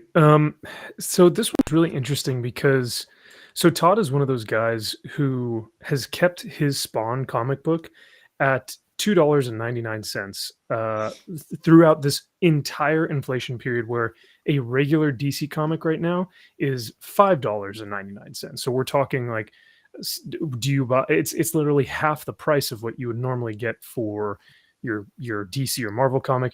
So he's been really great about keeping his books at the same price point that they were in the 90s. And he does that for the fans, for the collectors, so he is very conscious of what his fans look for and what they would like. Drink. Thank you. So the other, I'll drink real quick. So the big thing with that I hear from him is that, yeah, I think he's just trying to be practical. As a businessman with his comics, he knows $2.99 is going to sell much better than it would if he upped the price. So he knows that, but he also wants to keep in mind what the fan wants. So I think that's what he's trying to do here with his action figure line, and say, listen, this is just the brass tacks of it. Like my female characters don't sell as well, and so I have to maybe put that into perspective, and I have to kind of understand what the fans are looking for and how I would be able to price them and everything. On the statue market, though, I will tell you, female characters sell, because there were a lot of people who were saying, oh well, Todd is a sexist or a anti-feminist or whatever, because he thinks that women can't sell as well as men, or that men can't empathize with women. That was a big tweet that was out by Heather Antos. But I would argue that in the statue collecting community, like the Invisible Woman that I sent you, Salty, and there's a Black Cat on pre-order right now that has been sold out and pre-order. This is just a 3D render. It hasn't even been made yet. They made a 3D render just like on the computer. They just announced it. They said, hey, we're going to open the pre-order. It was sold out within minutes because of all these private collectors who have hundreds of thousands of dollars. And there won't be any others sold except for those like 50 in that collection. So now we're talking Black Cat, we're talking Invisible Woman, and I think one other, Rogue, that all are sold out within minutes, only to a specific amount of private collectors. So in the statue collecting world, women sell way better than the male statues. I'll just say that, because they are pieces of art. Well, and you told me the valuation of these statues. I mean, this isn't $100 statue. This isn't a $300 statue. These are serious collectors who appreciate the very rendering that these I don't even want to call them Twitterati, these deconstruction, well, let's just call it what it is, these neo-Marxist hammer swingers that they seem to decry, and they're denying the very nature of what it is to be human, which is to appreciate beauty. And we may not think that the Mona Lisa is a work of art, or that what Picasso does is a work of art. But just because we don't think it's a work of art means we should go and spray paint it or set it on fire. And that's the thing that troubles me about this. And I think it can be applied to the Wheel of Time, to Star Wars, to Doctor Who, to anything that these people feel entitled to tell us are problematic that existed for decades before they even showed up on this planet Earth. I think also they're conflating two very different issues. He's talking about, adult collectors, people that collect his figures, people that collect the statues, like Max was talking, and what they were talking about is, a toy that you would give to a child. It's a very different market. Absolutely. Yeah. It was also a different time. I mean, Seth MacFarlane, if I remember correctly, he and I are about the same age. And I want to say he's probably, Max, do you know, he's probably in his late 40s, early 50s, if I'm not wrong. I think he is. But if you would have given a boy a Raggedy Ann doll in the 70s or 80s, dude, we would have left that in the street. I mean, come on. No boy's going to walk around with that, I think in this case, I had female action figures. I had Princess Leia. I had Wonder Woman. I mean, come on. I had the female officers from Battlestar Galactica, that terrible television show that was on in the 70s after Star Wars came out. I had that female Viper pilot as well. But I don't know. Again, I think they're trying to come up with anything that they can, because once again, the supply of their grievance does not exist. So they have to keep expanding the definition of what it is that they're entitled to be aggrieved about. Now, Alasia, I'd like you to tag on to that because of your experiences in academia. Let me get to this super chat from our good friend Daniel again. It's a $5 super chat, says, "What a liar. The only reason boys wanted girl action figures was to check out Daniel, was to check out if they were anatomically correct." Spoiler alert, that they weren't. I looked. That's why I heard. That's what I heard other kids did anyway. Like, I was one of those kids, but there's some truth in that. But you got to think about an 11 or 12-year-old is going to look, because we don't know about junk, and we shouldn't know about that. But that's another subject we're not going to get into. We all know what's been flying around on Twitter. Daniel, I'm going to give you this one. Hail to you.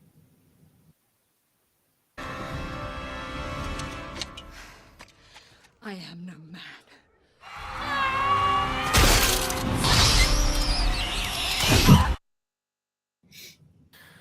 Oh, I do love that strong, independent witch king killing woman right there. Ooh-ee. Speaking of strong, independent witch killing woman, Purple Valkyrie said something that I thought was pretty interesting earlier. Basically, that Todd was. I don't think Todd was speaking on anything from the point of view from, like you were saying, Purple, like more of like a statue or art collecting piece. He's just talking about action figures that you find in like Walmart or Toys R Us or something like that. Like, if you're walking down the aisle and it's a bunch of G.I. Joes, you're not going to see a Barbie right in the middle of it. It's going to be geared towards the guys, and then you have the girls aisle right next to it with the Barbies and the babies and the whatever other action figures like they have. And not to say that they can't be like wrapped into one, but I think Todd's viewpoint, or I think his words, just got really skewed. I think people took it out of context and they were trying to twist it into hoping that they could make a Twitter post about it, which a lot of people did and said, "Oh, well, thanks for telling us that men don't think women are as good, or that women can't sell as well." And it became this whole thing, when in actuality he was just saying, I think he actually did say, "I don't think they will sell as well." I'm not sure, but Salty, if you get a chance, and I hope this, I don't think this one will get you a YouTube warning or anything, but I do have the 3D render of the black cat that's all sold out. Yeah, if you guys want to see her. I shared the. Okay, Roger that. You guys hold on. I'm going to go full screen on this one. I'll bounce you out in the chat just because. Let's go big. Got to go big on this one. So she's 1/4 scale, and anywhere from like $1,000 to $2,000. Wow. But yeah, really like just a simple simple base, Wow. but really, really beautiful. Like the face sculpt on this is like absolutely amazing. So pretty cool sculpture. And yeah, like I said, sold out within minutes from private collectors around the world that want this thing. You know what I mean? So it's not like these statues or these female figures are not selling in this sense. There is a market for it, but it's because the female form is a work of art. That's why these guys agreed. Put so much money into these statues. So the detail on this, it literally looks like a photograph of someone that's alive. Just the amount of detail and the attention to physics, and not just in her anatomy, but also just in the clothing. That is a piece. That is a work of art. It's almost like it's hyper realism in the form of a statue. And it's great, even the threads on her costume are all kind of swaying in the wind. Her hair, how her hair falls and stuff. You would never think that this is made out of like polystyrene or porcelain or whatever these figures are made out of or whatnot. But yeah, just a really cool render. I'm looking forward to see the actual piece, like once it's physically made. But yeah, I mean, just another reason why, I don't think that this should be seen as us appropriating this, this beautiful woman. I think we are appreciating works of art here, and whereas others might say this could be considered as toxic masculinity or something. But I don't know. Purple, Elijah, what is your perspective when you look at this? Are you morally outraged when you look at when you saw that image? Did that evoke some sense of that needs to be destroyed or hidden, or people shouldn't like that? Or what did you feel? I mean, because if you did, I want to know. Yeah, I want to go to the gym now. Like that's, I mean, again, the one comic that I have, it's Supergirl. I don't know what comic it is. She gets kidnapped by Darkseid, and Batman, Superman, and Wonder Woman and Big Barda have to go rescue her. And the artwork in that particular series was so gorgeous. And like the way that they drew Supergirl, it's like when I was, I think I was maybe 16, 18 when I read it. And I was like, aha, I need to go to the gym. That's comic book art has only ever like inspired me to like be physically fit. And I see nothing, like I aspire to be that beautiful. Like I think I'm okay, but I've always loved how women, in that corner of medium has always been depicted. So, yeah, I find nothing wrong with that whatsoever. I mean, you guys can be honest if it is like, because if something is over sexualized, then I want to be able to like comprehend that and understand that and go, oh my God, you're right. I totally didn't even see that. Because my male brain will just say, wow, that's beautiful.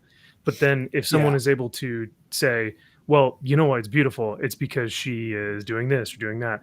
But most of the time, I think a lot of the beauty comes from just a male's attraction to a female. And same with women. I mean, there's a reason why Marvel has all their superheroes take their shirts off in every single movie. I mean, the only thing I would say is like, just as a woman, being that well endowed, most women who are well endowed will tell you that is hard on their back. So like that is a little like, and I mean, sorry, that's just physics. That's just, and it's uncomfortable.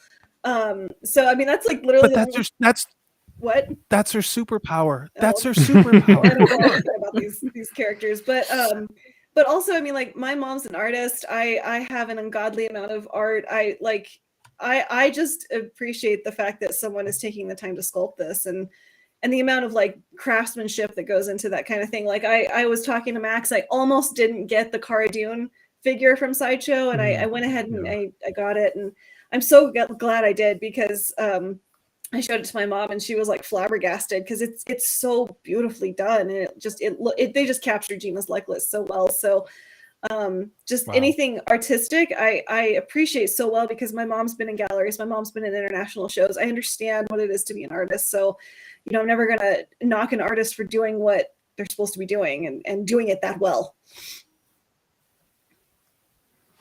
Yeah, Purple, oh, go ahead. Go ahead. I was going to say, Purple, what's your take on this? And then Max, please follow up. But I mean, you've been suspiciously quiet. Is that because you're ordering this or trying to order this? I wish I could order that. It is absolutely stunning. I absolutely agree with what you guys were saying. This is a work of art. This is, this isn't something that is insulting to females. It is, it's paying homage to this character. She's in a very seductive pose. They've taken the time to really bring this character to life in a statue form, and it looks beautiful. It really does. Yeah. I think that some of this goes back to the idea that we want to see ourselves on screen instead of, well, not we, because I don't think we want that here, but instead of seeing characters that you want to aspire to be more like. Yeah. And it's flipped. Yeah, and see, okay, then here's the thing, and I've kind of talked with this about Max, and because you sent me that article about the Jane of Arc, or Joan of Arc, sorry. Yeah, Joan of Arc. That, like, Hollywood is telling young women that one, beauty is shameful. Like, look at Galadriel, the new Galadriel. It's just sickening.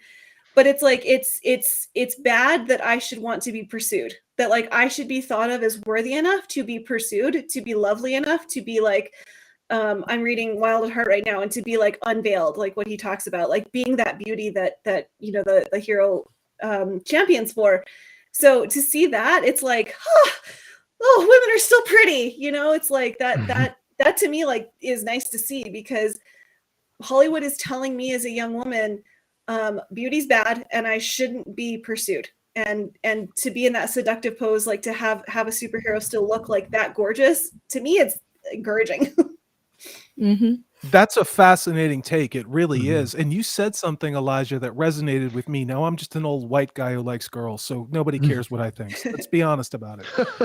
But one of the things that was baked into the heroine, or, maybe the damsel who maybe needed a hand, it wasn't just that her outward appearance. It was also her strength of character that made her worthy of winning.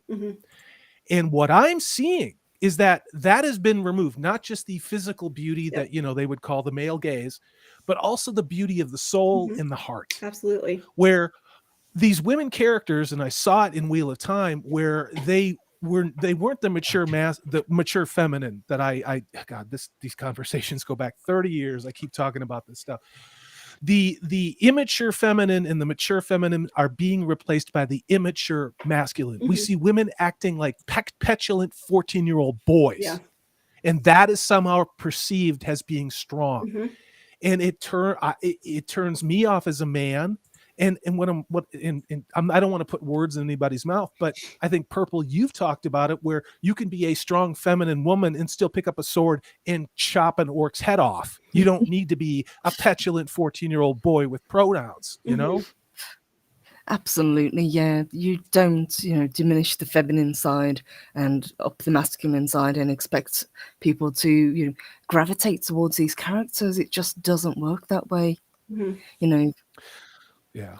Paul Wolfley gives us an important safety tip. The difference between flirty and creepy is if she finds you attractive. Safety tip from our good friend Paul Wolfley. Write that one down. Live it, learn it, love it. Sorry, go ahead. The interesting thing with that is that the social cues too will let you know if she doesn't find you attractive. And those social cues are, because I've been in that situation where I understand that the female is not attracted to me. If I continue to pursue, it becomes even more creepy. So if those social cues are not there, or if they are there and you are not aware of them, you need to just, get your spidey senses on alert, because, it's a thing. Speaking of strong female characters, Valkyrie, Lagertha. Look at Lagertha. A great example of her strength was, I want to say, in season 2 or 3. She marries after Ragnar's betrayal, unfortunately, God rest his soul. We see that Lagertha has married into a different community, a different Viking community, to a different jarl or a different king. She wants to do what's best for her son Bjorn, and this king is extremely wealthy, and she knows that the best thing for her son is to marry into this higher class, even though she hates this guy. He's abusing her, he hits her, he talks down to her and all this stuff. And finally, she's had enough of it. And in the middle of the Viking hall, she kills this dude, cuts his head off. Right, right Purple? I think I remember. Yep, Okay. she does. Cool. Yep. Because though she was though she was taking care of her son, she was being very motherly and was making sure that he had the best life. She had enough, and she actually exemplified her strength when that man crossed the line. When he abused her in front of all the Vikings in the hall, she took matters into her own hands and she killed him. And most of the men in that Viking hall backed her up because they said, this guy was an asshole. He was an idiot to you. We will fight for you because we want your strength, not his insecurities. And I think that just speaks to how these female characters can be written and how they can be strong in their own way. And like British women, various points in time, when they were defending their castle, their men would be off fighting who knows where, and they were left with, a small handful of men at arms. They'd light the flower and launch it over the walls, and it'd blow up. And the women would do that. The kitchen women would do it. So it's like, nice. Tell me a woman is weak when she's defending her own. It's funny that you said. Oh, go ahead. No, I was just going to jump in with, this is Louise X Sparrow. This is a toxic woman, says, I'm no hypocrite. I have to be honest. I didn't watch Aquaman for the plot. It's true. Right? I've heard that from a lot of women. I did not like Aquaman. You didn't just watch it for Amber. You were watching it for the shirtless Aquaman. Yeah. Jason Momoa. He's not all that. I think it's interesting, Alasia. You might be able to speak a little bit more on this topic than I can. But the new Lord of the Rings movie that is going to come out, or I believe animated film, anime, you guys can correct me, where it delves into Helm Hammerhand and the Rohirrim, basically before they were actually the Rohirrim, I think when they were just some of the Northmen. But what some of the rumors are saying is that while the men are riding to Helm's Deep, the women of Rohan are back at Edoras, and the I want to say some of the what would they be called? Some of the enemies, I guess, that have the elephants go to Edoras. Yes, thank you. They go to Edoras knowing that the men are at Helm's Deep, and they try to take Edoras. Yet they are not aware that the women are still there, and so I think what they're going to delve into is the women holding down the fort at Edoras against these men and claiming the name of Shield Maidens, because there's a line in, I think, the second film where Eowyn says something, the women like, of this land. Yes, the women of this land. A long time ago. Yeah. Yes. There it is. So hopefully that's the case. Yeah, I mean, cool. I've only taken one Anglo-Saxon history class, and the Rohirrim are the Anglo-Saxons on horseback. They what would have been if they'd been able to stand up to the Vikings and the Normans. But from what I understand, that is historically accurate. Like the women, like they're on this first episode. I didn't get into Vikings, but in the first episode of Vikings, she basically, like, a man comes into her home and she basically fights him off, or she persuades them to leave because he's going to, right in front of her children, and she gets him to leave. And that is accurate. Like Eowyn's statement is like, either you die on the sword or you learn to defend yourself. There's nothing feminist about that. It's like protecting your life. Everyone has that innate sense. So I don't think it's in any way, shape, or form historically inaccurate to say that they would have been defending wherever it is they were. Absolutely. And even in the third Hobbit film, we had the scene where the women rise up and say, we're going to stand with our men and fight by their side. Yeah, that's right. Is it bad that I forgot the Hobbit films? I think we all do a little. It's not. It's not. I still remember the first time I saw it, and I was like, I really wanted to like this, but I can't. I just like it was like if you could have cut this down 3/4, it would have been a really damn good movie. Now I think the first Hobbit movie was really good. Yeah. I really, really, really do think it was good, but it needed to be edited down. Like a quarter could have been taken off. I loved the singing. I really did. I just think much like Batman, it probably should have been cut down, and there shouldn't have been a multi-species romance story. I watched The Hobbit in great for hands Elrond. now. That's it. Oh yeah. What was that, Zach? Sorry. I was saying it's in the franchise is in great hands now. Oh yeah. The Hobbit. One thing about The Hobbit though is the soundtrack is phenomenal. Oh yeah. It is absolutely phenomenal, especially the dwarves singing is Thorin. Oh, Yeah. and we did that I think on Purple's show when I did a comparison of the original Rankin and Bass, The Hobbit, their singing, and God, I sing the praises of that all the time. Go watch the 1977 Rankin Bass Hobbit adaptation.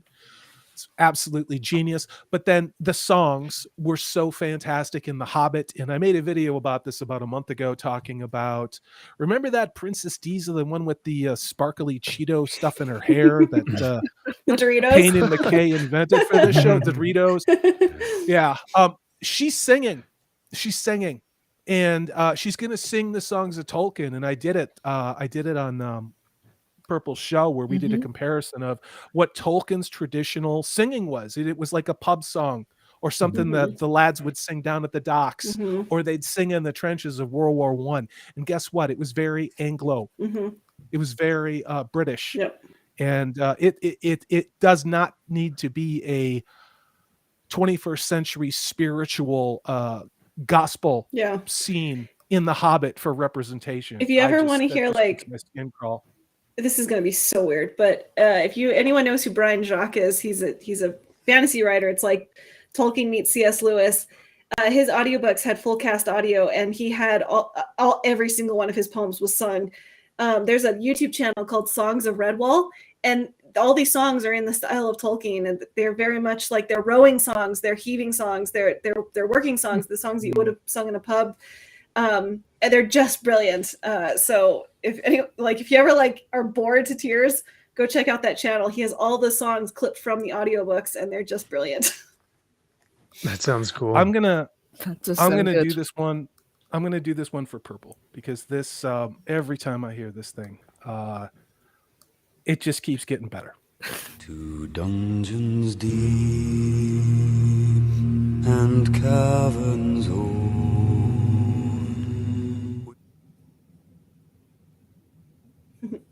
It gives chills for sure. Yes. Yeah. I will say, I would play more if I could, but I can't. Yeah. Right. I will say I actually really enjoyed Thorin's character and the actor's portrayal. That was the one thing that kept me going back to the films. So yeah, there's one thing that I don't think Peter Jackson was saying, and that's hey, maybe we should do less of hobbits or dwarves going down a barrel chute, finding themselves in a river, and then having the fat one punch his arms out and then start fighting in a barrel suit. I don't know if Peter Jackson ever said maybe we shouldn't do that. So that's why I'm like, God. Yeah, I don't know where that came from, but right? Me too. I was like, maybe I should forget about this whole sequence. I mean, it wasn't insulting. I just remember just watching it and just going like, I don't know. I'm so The whole confused. sequence is just insane. Oh yeah, it's so odd.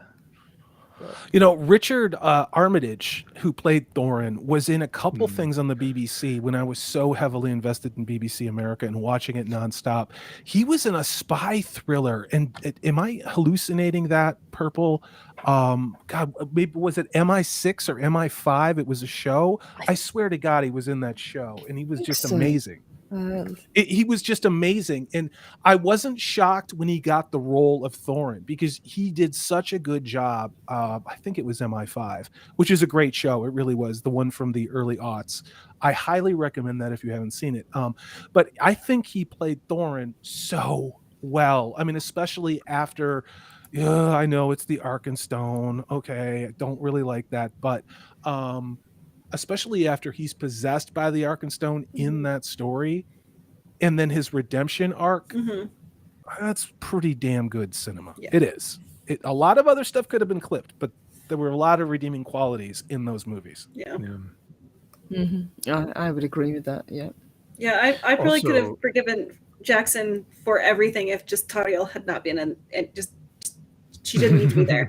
I could have forgiven him for everything if Tariel was not in there.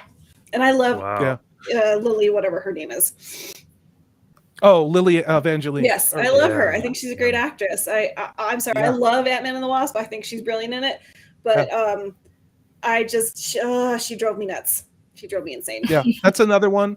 It's another one. I'm not saying she was my girlfriend, but I'm not saying she was my girlfriend. So. Daniel says Peter Jackson was trying to merge the Bakshi cartoon with his masterpiece. It's true. There are numerous scenes, particularly in the Desolation of Smaug, when you have Bilbo in the film approaching Smaug.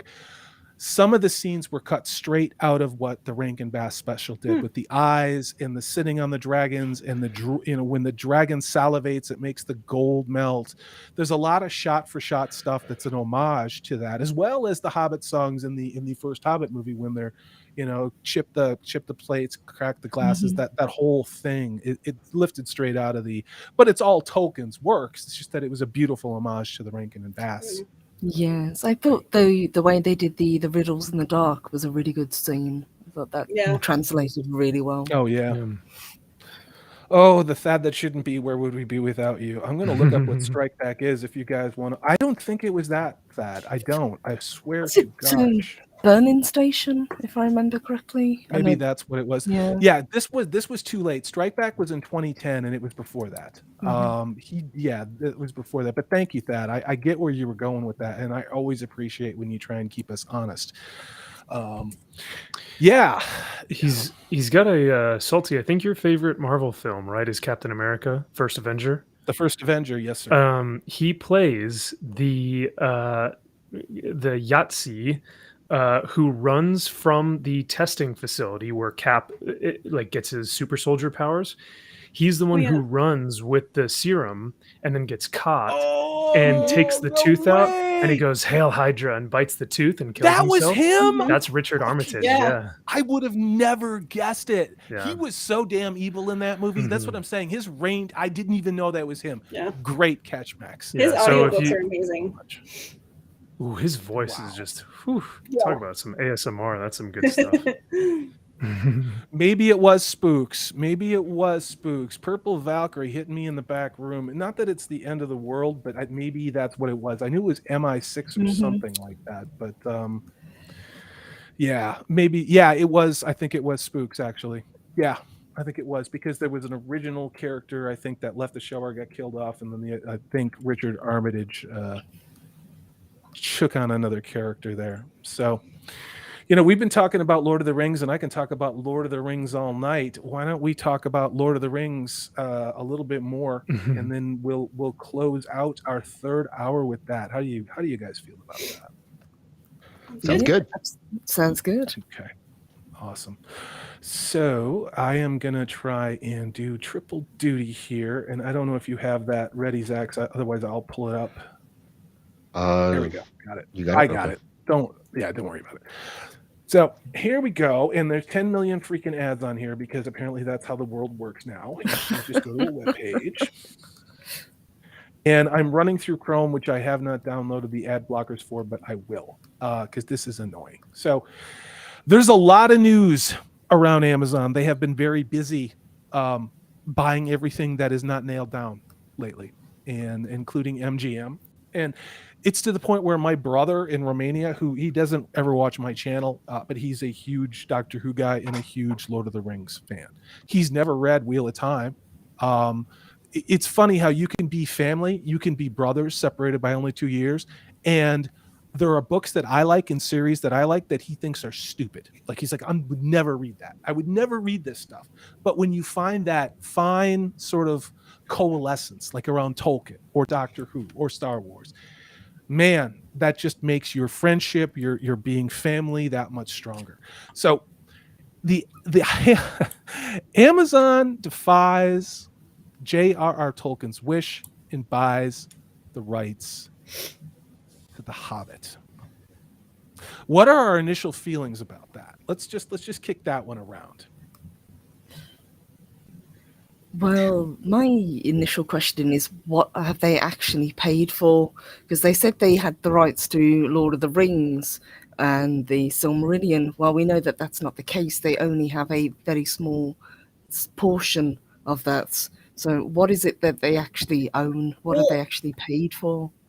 European Lord did a video on this, and he said that they only have distribution and merchandising rights. They don't have the movie rights necessarily yet, but they have distribution rights.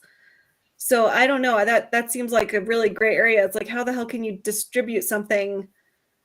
So I don't know, but that's what he said. He said that they don't have the right to remake it yet, but they do have the right to distribute it.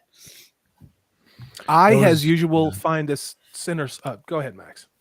No, that was my take on it as well. That's all I heard.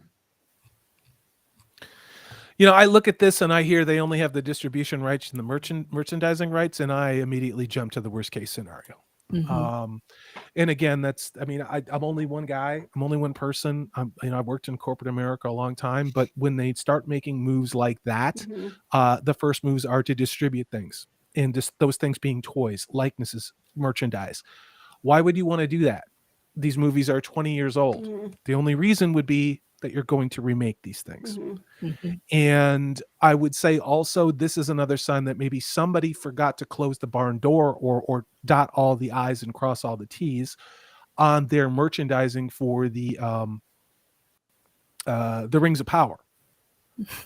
Somebody somewhere is going to have the brains to figure out that when people reject the Rings of Power, they're going to want to buy real Lord of the Rings stuff. Maybe some of the retro stuff, maybe some throwbacks from like the 21st anniversary figures of Aragorn, Gladriel, Gimli, Legolas from the original Peter Jackson movies. Can you imagine how embarrassed they would be if Amazon put out all of their Payne and McKay created checkbox characters that don't exist and nobody bought them, and everybody bought the 20th year legacy edition of the Peter Jackson characters? That might make somebody look bad. Now, am I being crazy? Is that just wackadoodle thinking? No, that's already happening. Like, getting on my Lord of the Rings kick, I've been perusing eBay for stuff, and I've steadily, the only reason I have this Elrond is because there were like 8 of them available. One sold and the price jumped by like $40. So I bit the bullet. I was like, I'm getting this. I'm going to regret it if I don't. And not within 2 hours, the remaining like 6 went up by $200. So now I think they're selling like something like $400, if not more now. So it's already happening that people are looking for the old stuff. Yeah.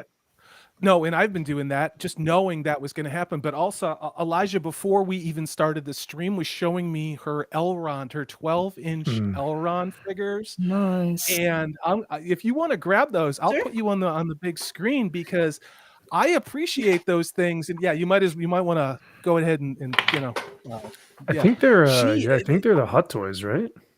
Yes, and even the Toy Biz toys that came out, the smaller figures have kept their prices because they were so well made.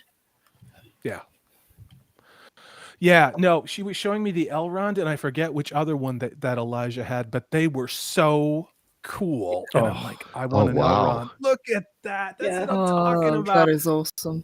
It's so gorgeous. Yeah, and his sword's back there. I need to replace his hand so he can actually hold his sword. But like, yeah, I mean, the detailing on his armor, like this is from the prologue. Like this is Elrond from the prologue. Yes. So, you know, he's got real hair, but then the top part's plastic where his braids are. But yeah, he is just phenomenal. And I actually got the Elven Warrior. I missed out on the Archer, so I'm actively looking for the Archer. But Otterwin I got for Christmas. And I mean, she is just, I mean, she's stunning. Her dress is just, oh my gosh. Yeah, she is incredible. Yeah, the fabric on that looks like so like it doesn't look cheap at all. Like it looks so nice and like really well made. This is real velvet, like, and that this is real suede. So, Elijah, can you bring her face just a little bit closer, because she looks like the spitting image of Liv Tyler. Look at that! Oh my God! How well, I guess it you know, speaks to the ones who made these, the ones who sculpted these, because the likeness of Elrond in your figure looks more like Elrond than the new actor who's playing him in the show. So just a little bit. Like, yeah. Like that looks so good. Yeah, it's a sideburn. That's what it is. Yeah. There's nothing that they can do to remove what's imprinted on us. No. They can try, and they can sit there in their meetings and say, well, the algorithm says that we're going to attract the 11 to 19-year-old audience that has never seen it, because that's all this stuff is predicated on, is algorithms and databases and maximum hit. The problem is, and I've said this in previous streams, is they're creating this show for a demographic that is an amalgamation of data. Yeah. And data is only as good as how valid that data is. I don't have a lot of faith in anybody's data with these shows. I think this data is flawed from the start in order to enable the objectives of their own ESG scores. Because if it wasn't, their own data would show them that what they're doing isn't working. Mm-hmm. That's the last thing these corporations are going to admit internally, in my humble opinion. It's so strange though, because Amazon, like, most kind of sucks now, but they made Reacher, which was a good show, which didn't appear to be overly woke to me. At least I didn't catch it if it was. And then they're going to go spend $1 billion on a show for Lord of the Rings and ruin it. Like, there's people there who can make good decisions. They're just not in this case. Yeah. Even like Boys season 1. Like Boys season 1 gave me so much hope for streaming like shows. Because it was like so anti-politically, like it was so out there, and it was very like I guess like violent, and it was like Garth Ennis is super not politically correct, and that's kind of what the show was. There were only little hints of activism here and there, but nothing to where it like overshadowed the show. At least season 1 did for me, and that's how I felt. But so yeah, you're right. There are people who I know can write, I know can make decisions, but who knows what's really going on upstairs at the head honcho table. So, well, go ahead. I was just saying, them acquiring the rights, this all falls under them buying the entirety of the MGM studios, isn't it? That's where this comes from. Yeah, I mean, I do think that they're going to slowly creep this out as time goes on. I think there's probably things that have been in acquisition for a while, and I think this is slowly being suffocated to death. They didn't just buy everything all at once, because probably the backlash from it. But I think as things get closer to the show, they're going to keep buying things as cover for them. And I do believe this: buy physical media. Buy the books, you know, go on eBay, go to your thrift store. I swear to God, go to Goodwill, go to thrift stores. You will find, even if it's theatrical, get a backup copy of it on DVD for $2 or $3. Go get those things, and look on eBay for other stuff. Get some of that Alan Lee and John Howe art books. You can get some great ones. I've been accumulating those. They're $10 or $12 shipped, and you will get everything that Amazon is not going to give us, in my opinion. Yeah, you picked up the comic of The Hobbit as well, didn't you, if I remember correctly? I did. Nice. I did. And I also, you guys, this is crazy. I didn't realize there's something called a photo with an F, photo novel. It came out when the Rankin and Bass animated cartoon show came out. So it is a novelization of the Rankin and Bass animated Hobbit in a mini comic book form called a photo novel. And like I'm gonna have to get Max's fancy camera on a tripod thing. I actually have both of those things, but I don't have enough room on my desk to set it up. But you guys, you should check it out. It is, you can find them on eBay. I got a reading copy. This thing is dog-eared, but the cover is still attached. But anything like that I remember from my childhood, I'm buying, because I don't trust what's happening here. And it's not because I'm a conspiracy theorist. It's because look what's happening. I mean, is that unfair? No, I think we've talked about it before. You say that gatekeeping was bad, and now I'm all for gatekeeping. If it stops something like this happening ever again. The Tad that shouldn't be said something pretty funny. He said, what if the Amazon Lord of the Rings is so bad that like we revere the Hobbit films to like pieces of art, like masterpieces. Kind of how like we thought what would that be, the prequel trilogy is now like everyone's like, prequel trilogy is a breath of fresh air. It wasn't that bad. Yeah, right. Everyone's going back and rewatching it. So yeah, I mean, maybe the tough thing is that they're really, because Amazon provides so many different aspects of their company, even on Twitch. If I go to X-Ray Girl's Twitch right now and I sub to X-Ray Girl, I can use my Amazon Prime subscription to subscribe to her. And it's no money out of my pocket because I'm using my what's called Amazon Prime Twitch sub. So they have really like cornered the market here, because no matter what we do, we're paying for this Lord of the Rings series, whether we know it or not. I bought the Daredevil season 1 Blu-ray because I wanted that on physical media. They're taking it off of Netflix. I said, I want that. And I bought it from Amazon, and I was like, that was dumb. Like you can't, you're kind of, yeah.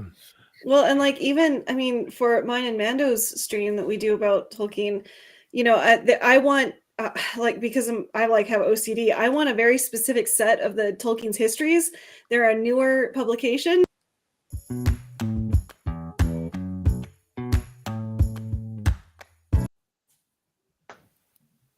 Man, we got a nice. Yeah, I hit the wrong button. Okay. I hit the, did I say something wrong? No, that was Restream. There was lag on Restream. Sorry, continue. No, it's just they're a newer publication. They're bigger than like the Del Rey mass paperbacks, and Amazon is the only place that I can find them for decent prices. And I'm getting them from the third-party sellers, but I know Amazon's still getting a cut. But like someone who like has to get books on a budget like that, and if I want a specific set, that's unfortunately where I have to go right now. Yeah.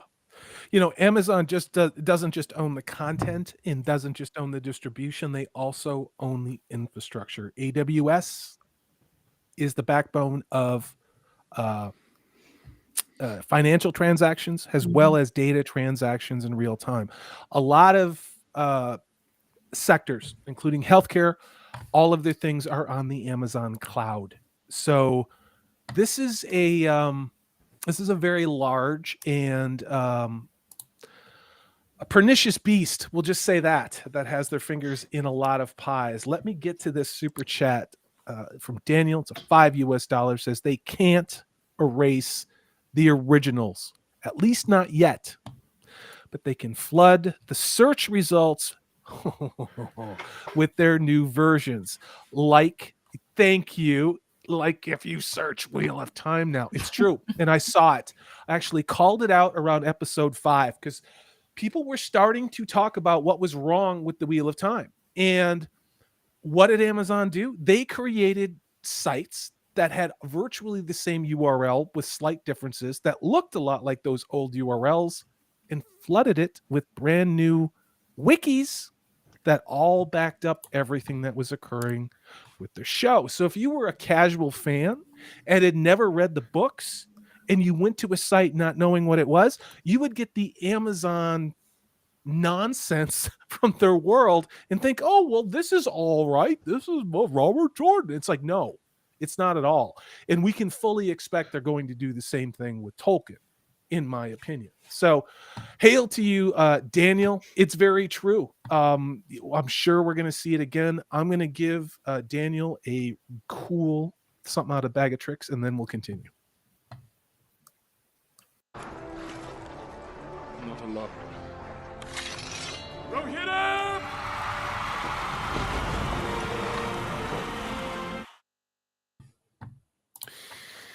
Yeah, I didn't mean to cut you guys off. It's just it's really interesting. Do you guys think that they're going to remake The Hobbit? I mean, do you think they're just gonna? That's what they're gonna do. I mean, how else can they explain what they've done with the Rings of Power? I think maybe down the line that might be where they would be heading, but I think Yeah. a lot of it will hinge on how people react to this new Rings of Power, which Yeah. I think is so important, to keep the pressure Yeah. on. Yeah. I think a lot of people have said, and I think you said it yourself, this is the hill that we need to take Yeah. a stand on. This, if Tolkien is, not sacred, what is? Mm-hmm. This is something that needs to be defended. Let me call out my Wolfbrother in the chat. This is one of my channel members. I'm sorry that you were working so hard, brother. He says, I'm always late to these things. Work is killing me. This is, of course, Daviande Se Tovia Sagain. Hail to you. Thank you for showing up. We're just glad you're here. What about you, Alasia? I mean, Yeah, I mean, go sorry, ahead. go on.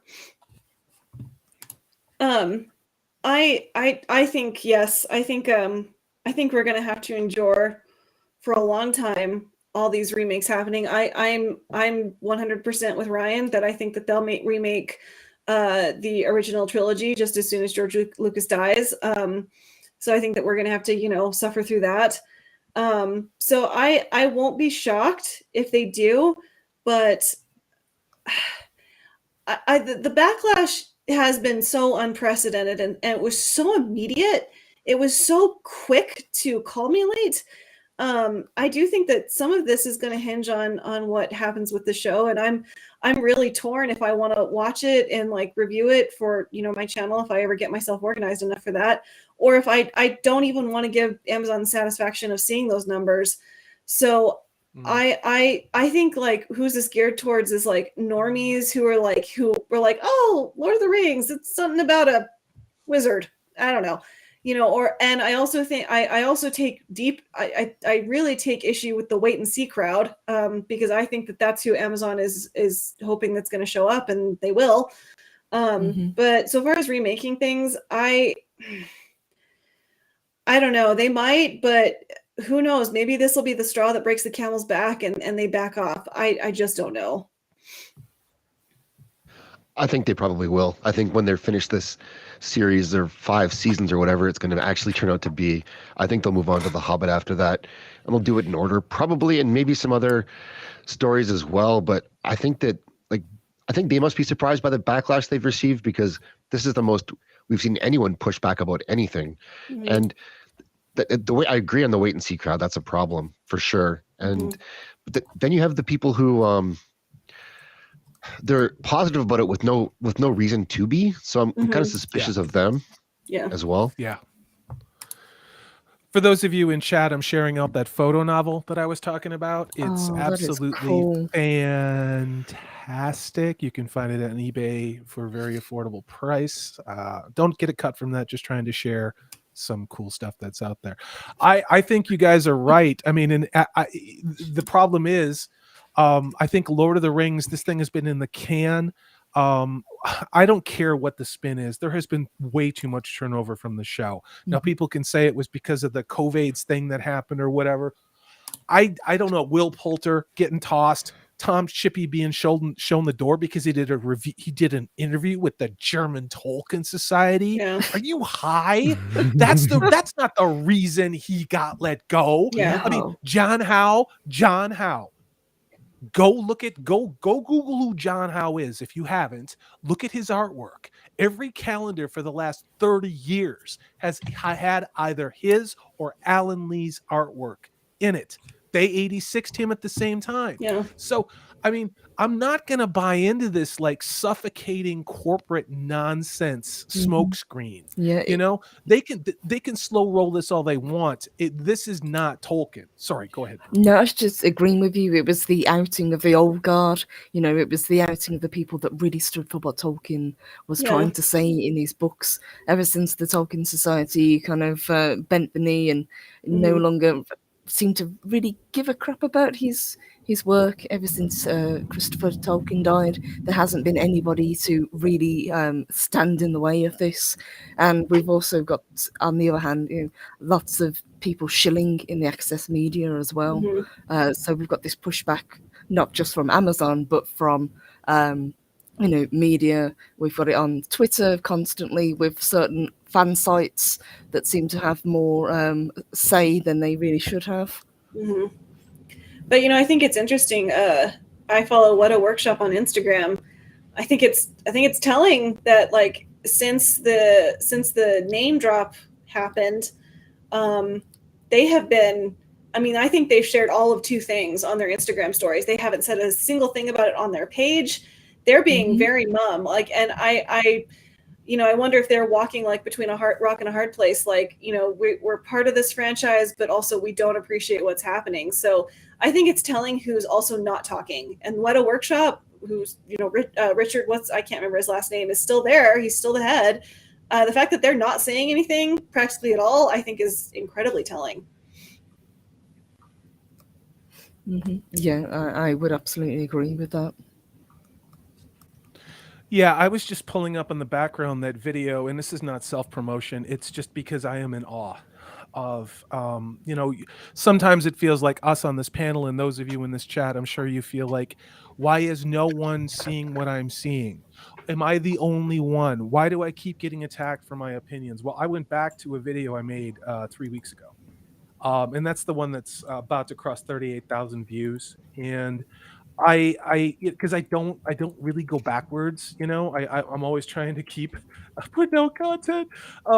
But I went back and I looked at, I don't think I'm going to be showing anything.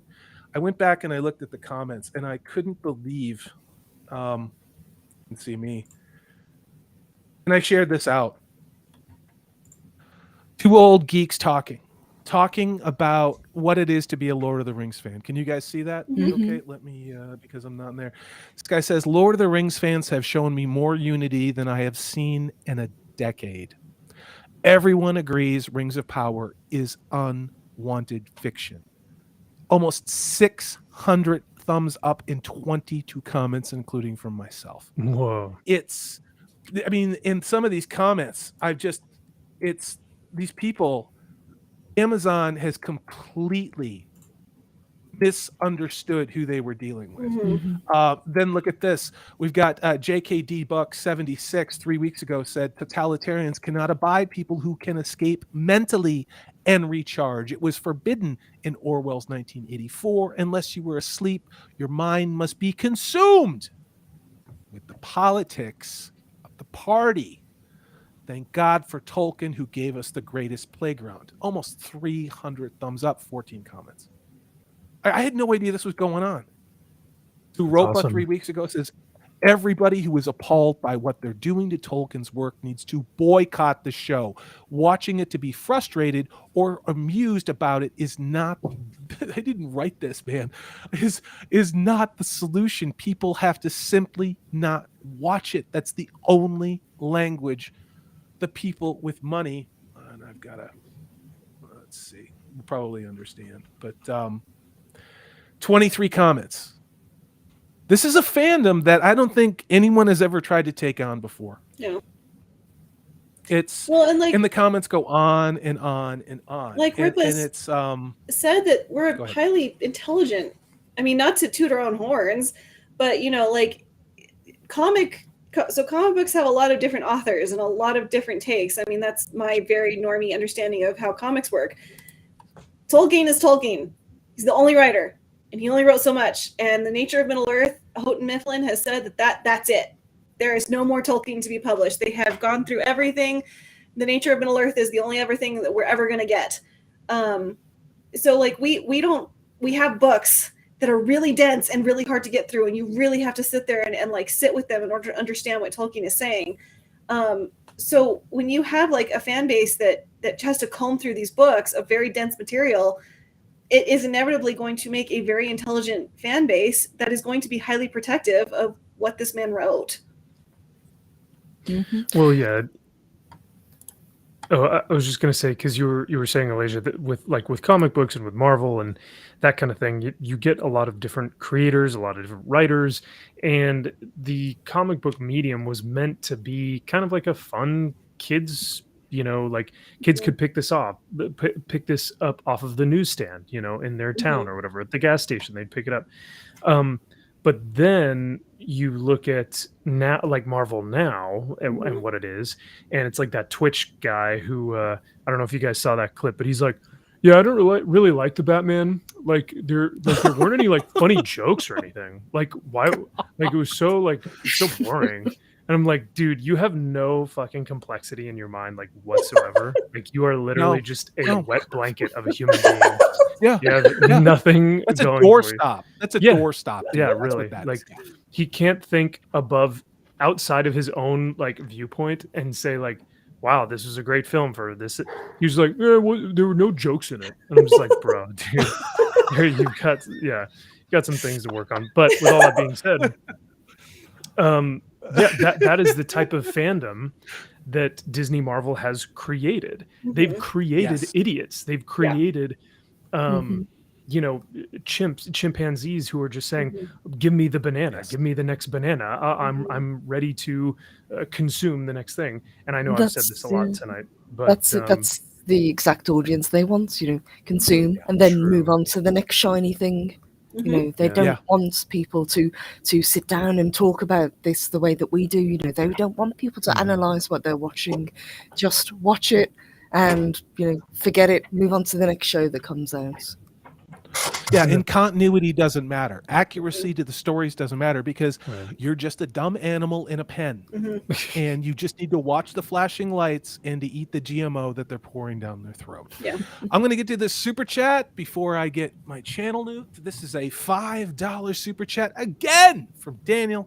Hail to you, brother. Says, if there was any justice, the Tolkien Society will all eventually end up has undead raised. Well done.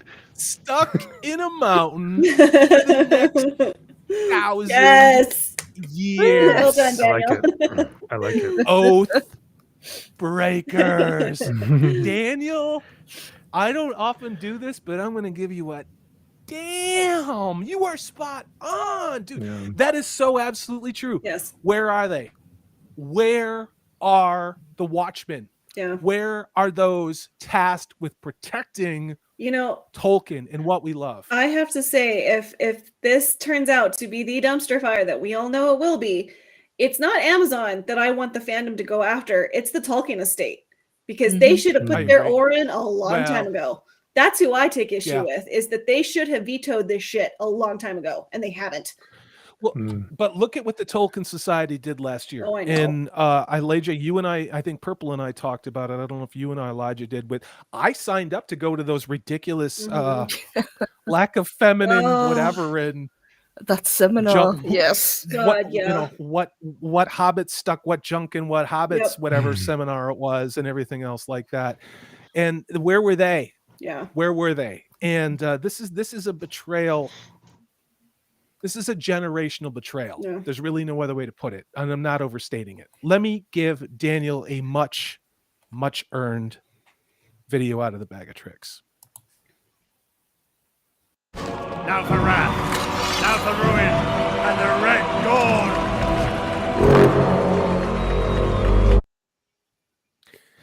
I just keep thinking about what comes next. They get on those horses, hopelessly outnumbered. I mean, laughably outnumbered 20,000 to what? 7, 8, and they have that interesting advantage of that narrow bridge where, what, it's a good choke point. But at a certain point, your arm gets tired and your horse gets shot and you're SOL. And then look for my coming on the third day at dawn. Yeah. Man.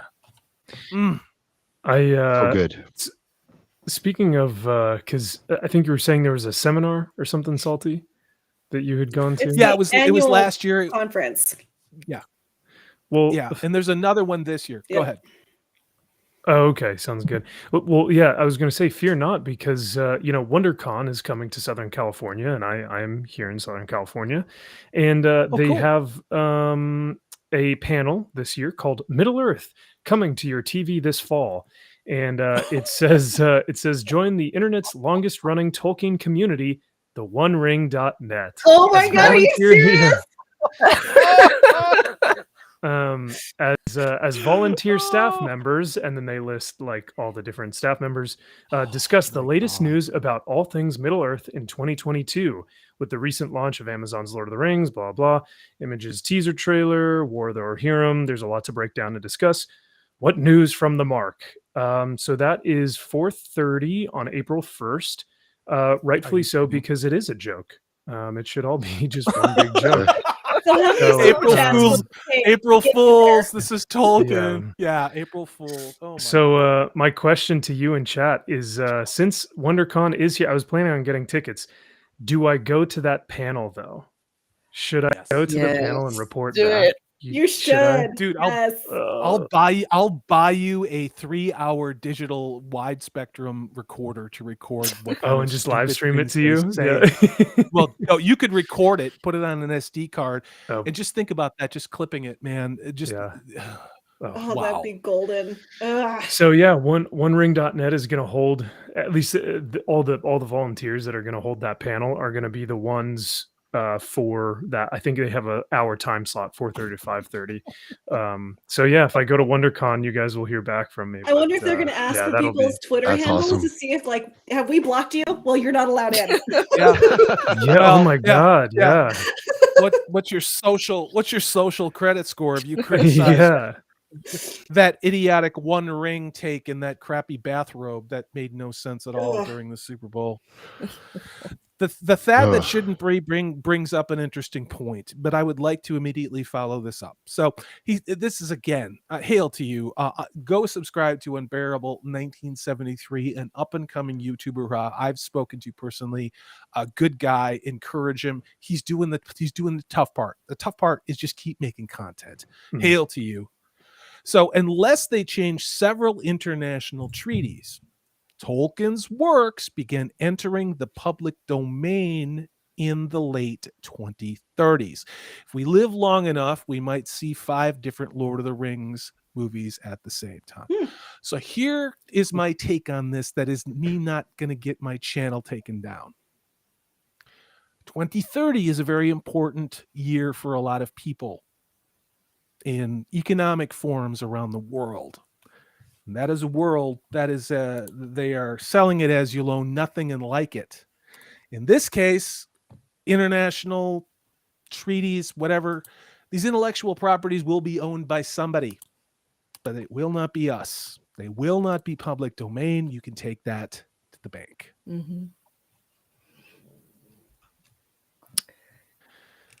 Yeah. Well, we can make a movie then. Finally, we could do this. Yeah.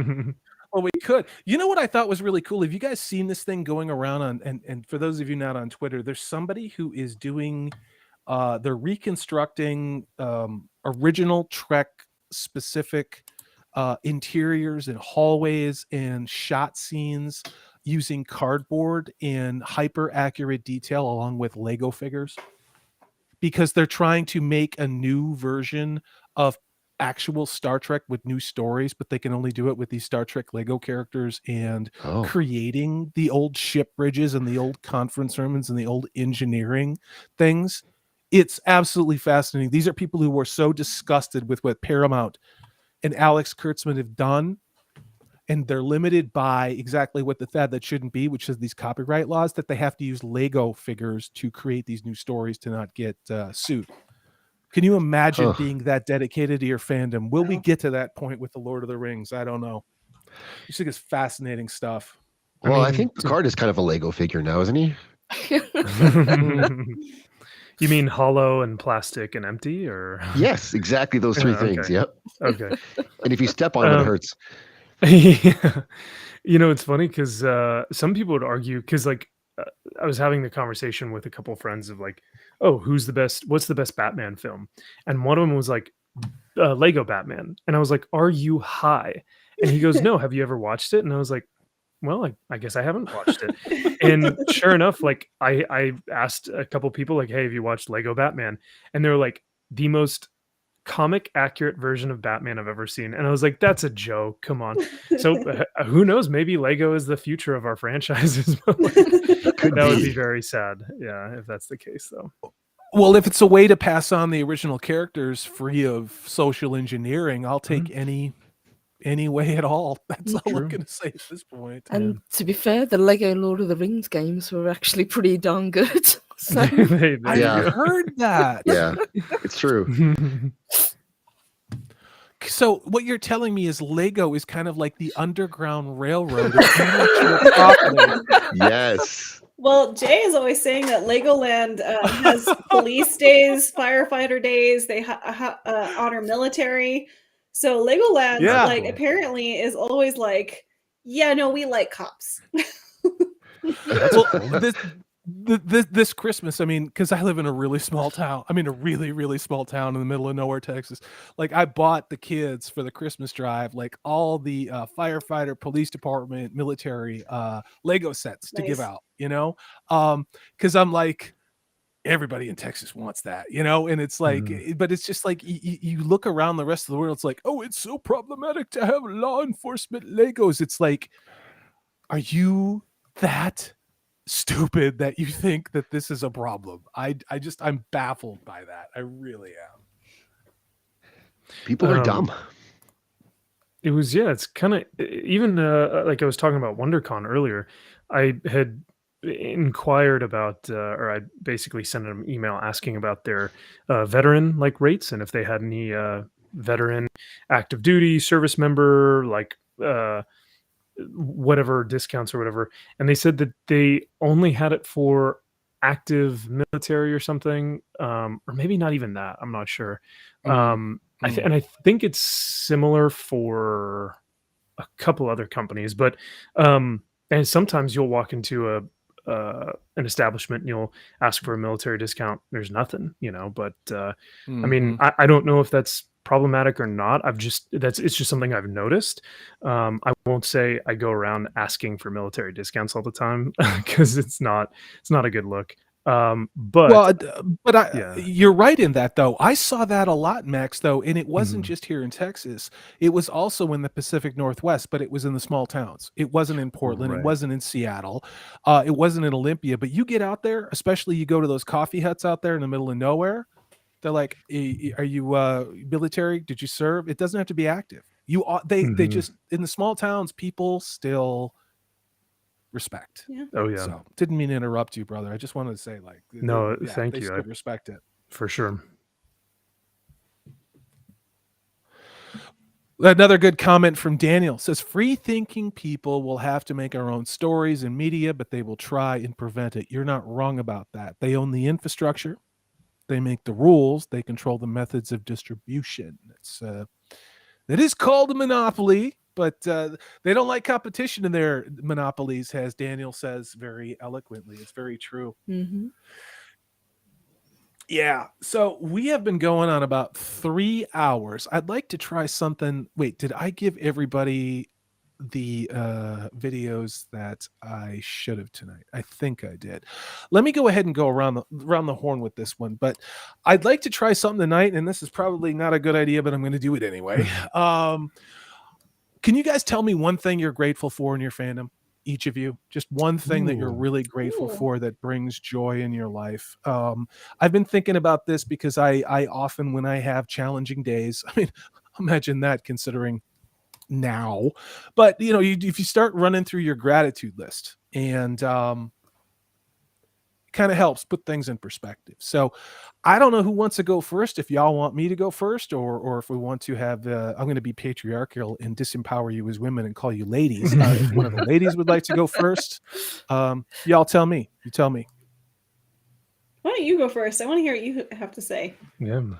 Okay. Well, I'm incredibly grateful for the fact that I discovered at a young age The Lord of the Rings, Doctor Who, Piers Anthony, a ton of books, just a ton of books that made me a nerd. And I never once backed down from having that identity of being a nerd. Now, that wasn't the only identity I had, but I am so grateful to have grown up when I did and to have had those books and to be able to have had a job to be able to buy my own books and those books not be censored. And I can only hope that this generation and future generations will have what used to be considered to be a God-given right in the future and not a privilege. So that's what I'm grateful for today. Nice. Nice. Do you want to go Max, I'm clockwise, gonna volunteer you, Max, if you don't. Okay. Who wants to go? No, I was gonna say Zaxx. I didn't mean to put you on the spot. No, you're good. You're good. That's totally All right, fine. sorry, brother. I would probably say, well, I'm definitely grateful for the people that I've met, thankfully, in this community. Like, as of recently, like just all the geeks and nerds and dorks. I love it. They are true friends through and through. Because we have something that we just automatically click on, and that's something really fun that we get to talk about. But as far as the actual hobby or fandom itself, as far as comic books go, I'm very thankful that it is a visual medium and that it's a physical medium. I know a lot of my friends that are really big into video games, and I feel bad for them that they can't have that character that they play in the video game. Like, they can't bring that character to life outside of the screen, whereas I can open up a Wolverine comic and look at the art and care that they put into every striation of musculature in his adamantium ridden body. Like, I can look at that and physically hold that and read that and flip through decades of years of comics. And I think that's something that's really cool that a lot of other I guess mediums don't have. So I'm very thankful that it is a visual and physical medium. It also breaks my wallet, though. So that's positive and negative. Because those statues are so cheap, right? Yeah. Okay. Yeah, 100%. For me, I would say that for Lord of the Rings, it's right now I'm very thankful that they knew they were making something special at the time when they were making it. And so all of the documentation and all the documentary footage behind the scenes and making of exists because they knew. And the people who were making it were the right people to make it. And so the closer to Rings of Power comes, the more I want to look back and watch the good stuff and how they made it. Yeah. That's such a great point. Yeah. Okay, so for me, I'm thankful really for two things. And before I say this, someone asked what a troubled green means, and I'm just going to say really fast. It's so I'm an Irish historian.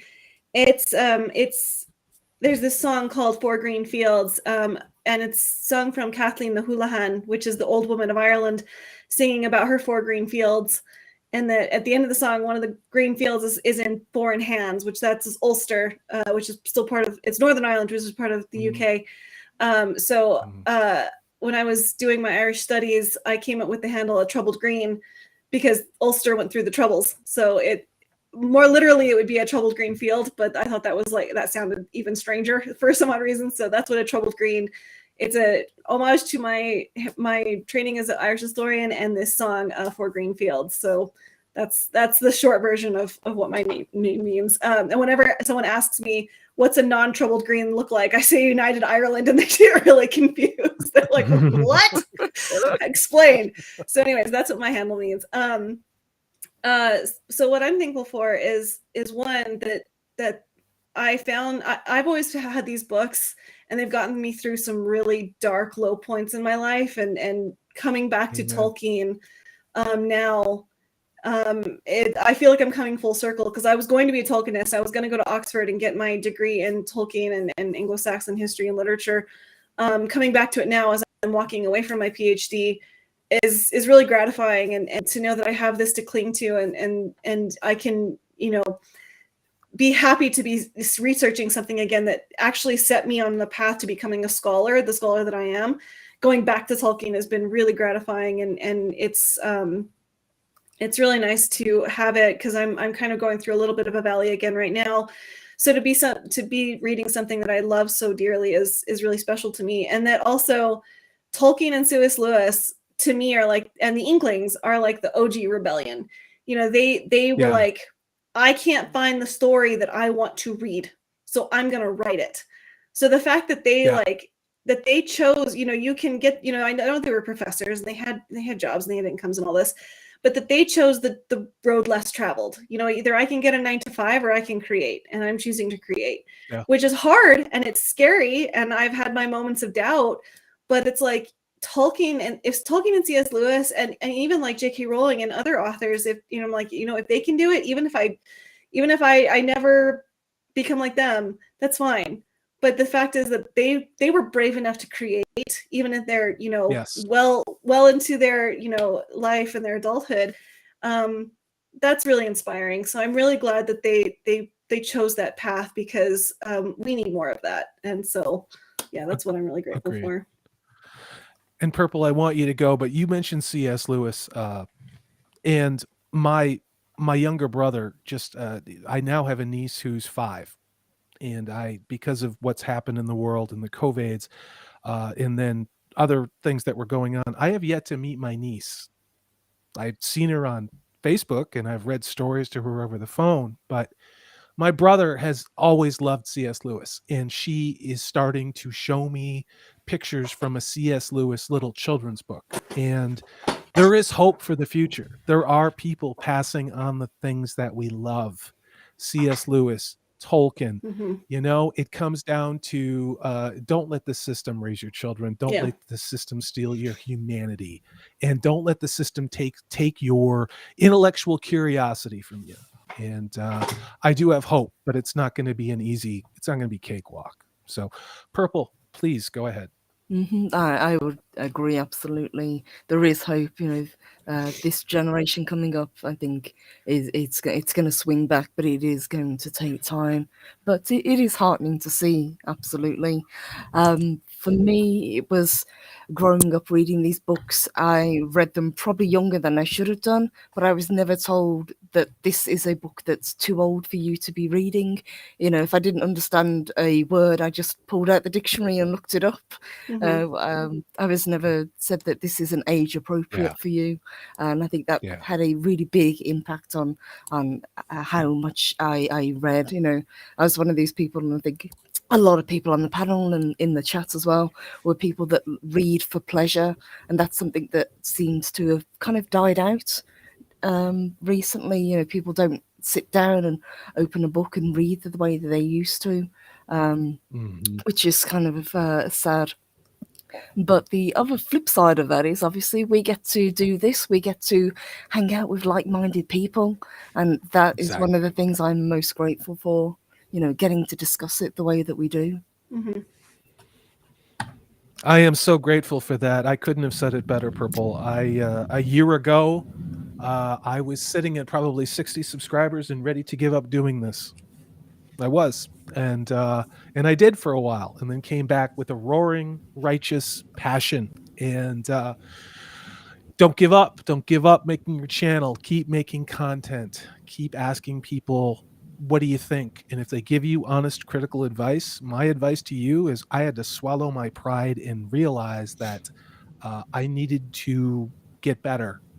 Just didn't know how to do it. And I'm still trying to get better, and I still don't know how to do it. So you all are wonderful in chat. I really appreciate you all showing up tonight. Thank you so much for the super chats. Look at this. We have Louise X Sparrow says, I love Narnia. I grew up reading it. I did too. It's absolutely fantastic. Narnia was the very first books I ever read without my parents having to like bully or beg me or bribe me. It was the first books I ever picked up of my own volition, being horribly dyslexic. So I think my mom started crying that day. Oh, yeah. And look at that. This is again, Louise X Sparrow says, same here. My mom read it to use when we were young, and then we read them when we were old enough. It's a beautiful thing. I had to fight for my fantasy in my books. I had to, I was told that they shouldn't be in the house because of, reasons. And that's because that's, you know, I'm very, very, very protective of the things that I love because I had to fight for them. And maybe there's something to be said for having to fight for the things that you love instead of being entitled to them. But that's another stream. So the Thad that shouldn't be is our statistician tonight. He's calling this baseball game. We are now at the bottom of the 9th inning, and he says, Salty Texas C, you peaked around 30 watching and so far 51 likes tonight. Well, thank you for that, Thad. That's, well done. That's nothing to sneeze at. That's awesome. So let's go ahead, go around the horn. We'll start with you, A Troubled Green. First of all, thank you for coming on the show tonight, and thank you for sticking around all night. I really appreciate it. You're wonderful to work with. Well, thank you so much for having me on. This was a lot of fun. The more I do this, the more I learn. So I'm thrilled to be here. Well, Sorry, you were absolutely great to work. No, I was going to say you were absolutely great to work with. I really liked your takes and your observations, and I look forward to you coming on again if we're lucky. Oh, thank you. Yeah, no, totally. Just let me know. So yeah, you can find me Twitter and Instagram at Troubled Green. My bookstagram is a Troubled Greens Library. I am just like, I think I'm 4 followers away from 250, so that would be awesome to hit before the end of the month. I am trying to get into YouTube more, to do more content, but I also have like 2 other relatively big projects that I'm not ready to share with the world yet, but me and McKenna are holding each other accountable, and we are working away. So hopefully we will be sharing sometime down the road.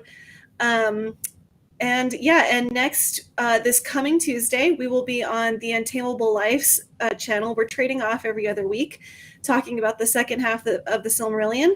So that is episode 3 of Literary Soul Sisters. And then in 2 weeks, we'll be back on my channel for the 4th installment of that. And we will be moving on to the Unfinished Tales. So be sure to just watch my social media. I'll be posting times and all that. Cool. Yeah, hit me on Twitter and remind me, because I want to watch you do that stuff, because I want to. It's been a long time since I've tried to get through the Unfinished Tales. I'll just say that tonight. Yes, it'll be my first time.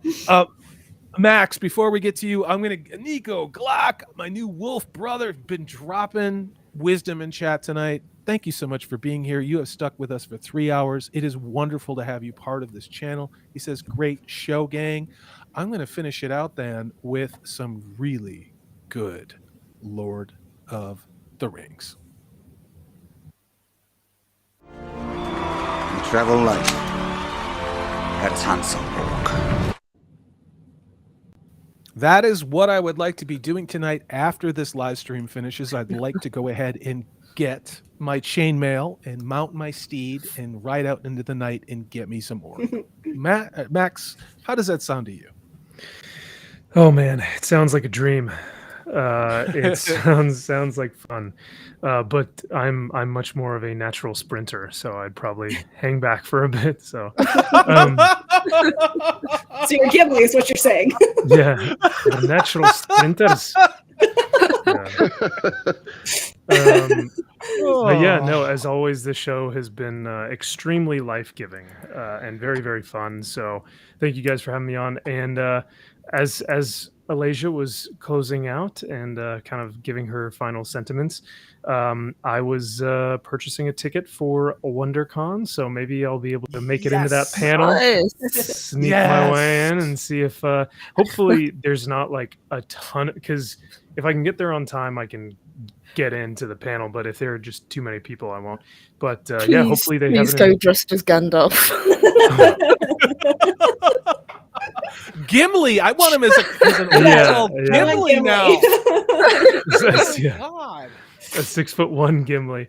I wonder if, because I could dress up as that, or I wonder if I should like put in like a fake nose ring, wear like a purple wig or something. Oh yeah, you can do that. Kind of go in as one of the OneRing.net like members and see if maybe that might work. Who knows? But you could dress like as and be paperclip, like when he's with Chrissy Mayer, and then see what they'd probably put you in the front row. Let's be honest about it. You got to stop showering now, though. Yeah, that's true. Yeah, it's 2 weeks from now, and I still would probably smell better if I still didn't shower now. But I will say I would love to be a fly on the wall. Like, I don't want to ask questions or anything. I just really want them to kind of dig themselves a hole in this panel. So if I can, I will be there, and you guys will get the exclusive first look Please. into what that entails. But hopefully I can keep you guys in my pocket and have my phone on or whatever. Oh. But yeah, thank you again for having me on. Last night I did the stream on my channel, and it was so much fun. So I just want to say thank you for everyone for coming out, because it was just me. It was Max's Man Cave, and God, I had such a blast. It really was. It was fun. It was awesome. Yeah, it was fun. Thank you guys so much. It was like, stuff like that is just fun because I can talk a lot of topics that are kind of interesting, but also maybe not so mainstream. And then going over a comic book, like with the secondary camera, it's super fun to flip through that and show people what's going on. Because that way it saves people, time, money, effort to go out and buy their own copy. But if they watch the stream and they like it, then maybe they can go buy a copy for themselves. Who knows? But overall, I just had a blast. And so it was really cool to see the support. So I appreciate it. And you made the best clips. You did a lot of Ooh, great thank you. 4K clips. And you and I were talking on Twitter to make sure that we didn't step on each other and make the same clips. So if you could do whatever you want. And then if I make something that I think is too close, I'll let you know. But great show last night. And again, you had the bravery and the oh boy, what would be the intellectual curiosity and also the intellectual integrity to entertain topics that a lot of channels will only discuss from one side. So I am really grateful for that discussion. I really am. So hail to you. What do you got coming up in the next week or so, brother? Ooh, I am actually not really sure. I am going to be on Floral's stream tomorrow night. I am going to try and film a video hopefully this week or this weekend, if I can grab some time for it. But yeah, my original video that I was thinking of making with Galadriel and the Joan of Arc article that I had shared a while ago, it's just been taking way too long. So I'll probably keep it in my back pocket for now. But Good yeah, idea. it's been taking a while to really analyze and be very philosophical about and methodical about how I want to go about it. So yeah, I don't want to just kind of throw it out there without thinking about it for a good while. We've all had videos like that. Like I will wake up at 4 o'clock in the morning because I dream editing. When you edit enough, you start to dream the editing, and dreaming just the shots you're going to use on it, and it'll come to you. Just let it sit for a while, man. Let it ferment like that fermented shark in Iceland that Purple Valkyrie didn't eat. Speaking of Purple Valkyrie, great segue. We're so glad you didn't get eaten by polar bears. I'm just gonna say that. What's going on? How are you doing, Purple? I'm doing well, thank you. Oh, fall into a volcano. That was a good one as well. Yes. Gotta cover all the bases. All the bases, man. I just want to thank you guys for having me today. It's been a blast as always. Absolute pleasure to get to talk with a Troubled Green. I would love to be on another show with her soon. It was a real pleasure. Same. And apologies for the voice today. It's getting better, but still croaky. So sorry, guys. You sound great. I thought as the show went on, you were maybe sipping a wee dram of something.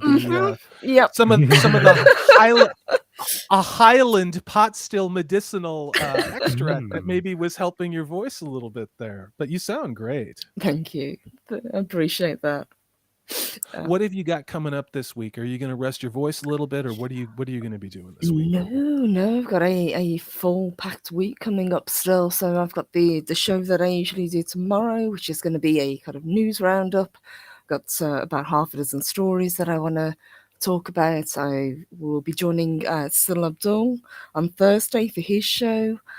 Friday I will be back and I'll be talking gaming, and then Sunday I will be joining Makini on his channel. Cool. Looking forward to it. You are busy and deservedly so. You bring such great perspectives and humor to every show. I am very fortunate and blessed to have Max and you, Purple, and sometimes even Zaxx to do this show with. So I'm thankful Sometimes. for being here tonight. I didn't stutter. You heard me, Canadian. I heard you. Speaking of Canadians, Zaxx. Yeah. Zaxx, what do you got going on, brother? I am going on vacation for a week on Thursday, so I don't know what my access is going to be for internet or anything like that. So I don't know what I'll be putting out, but you should subscribe to me anyways and maybe be surprised by something. It's true. Yeah. You have been you have had nose to the grindstone cranking out that cutting edge content lately, and you are you're over 400 subs now. So congratulations for that. Seriously. Yeah, thanks. I got right place, right time, and got some major boosts from with big thanks to you and Purple for making that happen. You did the work, man. And I said this before. We just stuck the stamp on. We just stamp on the envelope the letter you wrote. That's all that happened, man. Well, I appreciate my it. voice is going. My voice is going around. That's because I haven't been drinking enough bourbon tonight. Nerdscape ain't silkies in Scottish history. I thought they were actually in Celtic mythology as well. This is my recommendation before we close the night out. If you have not seen a movie, it is from the early 90s. It is called magical realism. That is the genre. It is a movie called The Secret of Roan Inish. So good. Has one of the most fantastic soundtracks you have ever heard in your life. Yes. It is an amazing movie. If you want something that's going to fill your soul, has absolutely no intersectional feminism, identity politics, neo-Marxism. It's just good Christian realism, but you won't see what I'm talking about. Don't let the Christian part turn you off. It's a beautiful Irish Celtic gorgeous story. Thank you in the chat. Oh my God, Resurrection 117. You don't have to go home, but you can't stay here. You are my wolf brother. It's Resurrection 117. You guys have made my week as usual. I am blessed. I am humbled. You guys in chat and my wolf brothers and sisters. Thank you. And cheers, Punk Waddle. Super. Cheers to Punk Waddle too. Punk Waddle, best mod around. He is everywhere, modding tirelessly. Hail to you, brother. This is a $10 super sticker from Resurrection 117. It is a awesome Shiba Inu dog shaking his hips and saying, thank you. Well, thank you, Resurrection 117. Thanks to everybody. And that means Resurrection 117. What are we going to do to close? I know what we're going to look at him. If you play Nick Cage, it's totally fine. Don't worry. No, we're in a post-Cage world, brother. We're gonna give you this one. Okay. May the wings of liberty never lose a feather. Excellent. That was a boomer. This is the one I meant to. Okay. No disrespect. This is the one I wanted to close the night on. You get double the action, Resurrection 117, because I'm pretty sure the last stream I actually forgot to give you one. So here you go. We have to decide is what to do with the time that is given to us. There are other forces at work in this world further besides the evil. I think I should just close the show out every night with that one. Don't mind me. I know. Someone get Max some Kleenex. I'm sorry. I get to see Return of the King extended edition tomorrow night again, and I'm gonna be sobbing again. I know. I just keep cycling through it. You guys in the chat have been absolutely fantastic. Thank you so much. My wolf brother, Resurrection was at 117. Hail to Joe Corallo, who has stayed with us all night. Hail to my good friend in the hardest working mod around, Punk Waddle. He's everywhere. Hail to Michael Salo. Hail to the Thad that shouldn't be keeping us honest. Hail to Calendar Bard. You guys have been with us for forever. Thank you guys so much. I am going to be working on videos this week. I'm probably going to be on Nerdporial's channel on Saturday, but I'm always up to be on other people's channels. But I have a lot of really big videos to make, and they're not, unfortunately, making themselves. So I'm going to be concentrating on those this week. But I'm going to tell everybody here, the panel especially, I sincerely appreciate your time, your effort, your perspective, your intelligence, your wit, your wisdom, and your friendship. Thanks to everybody. I'm going to go ahead and play us out with this one. You all have an absolutely fantastic week. Good night. Good night.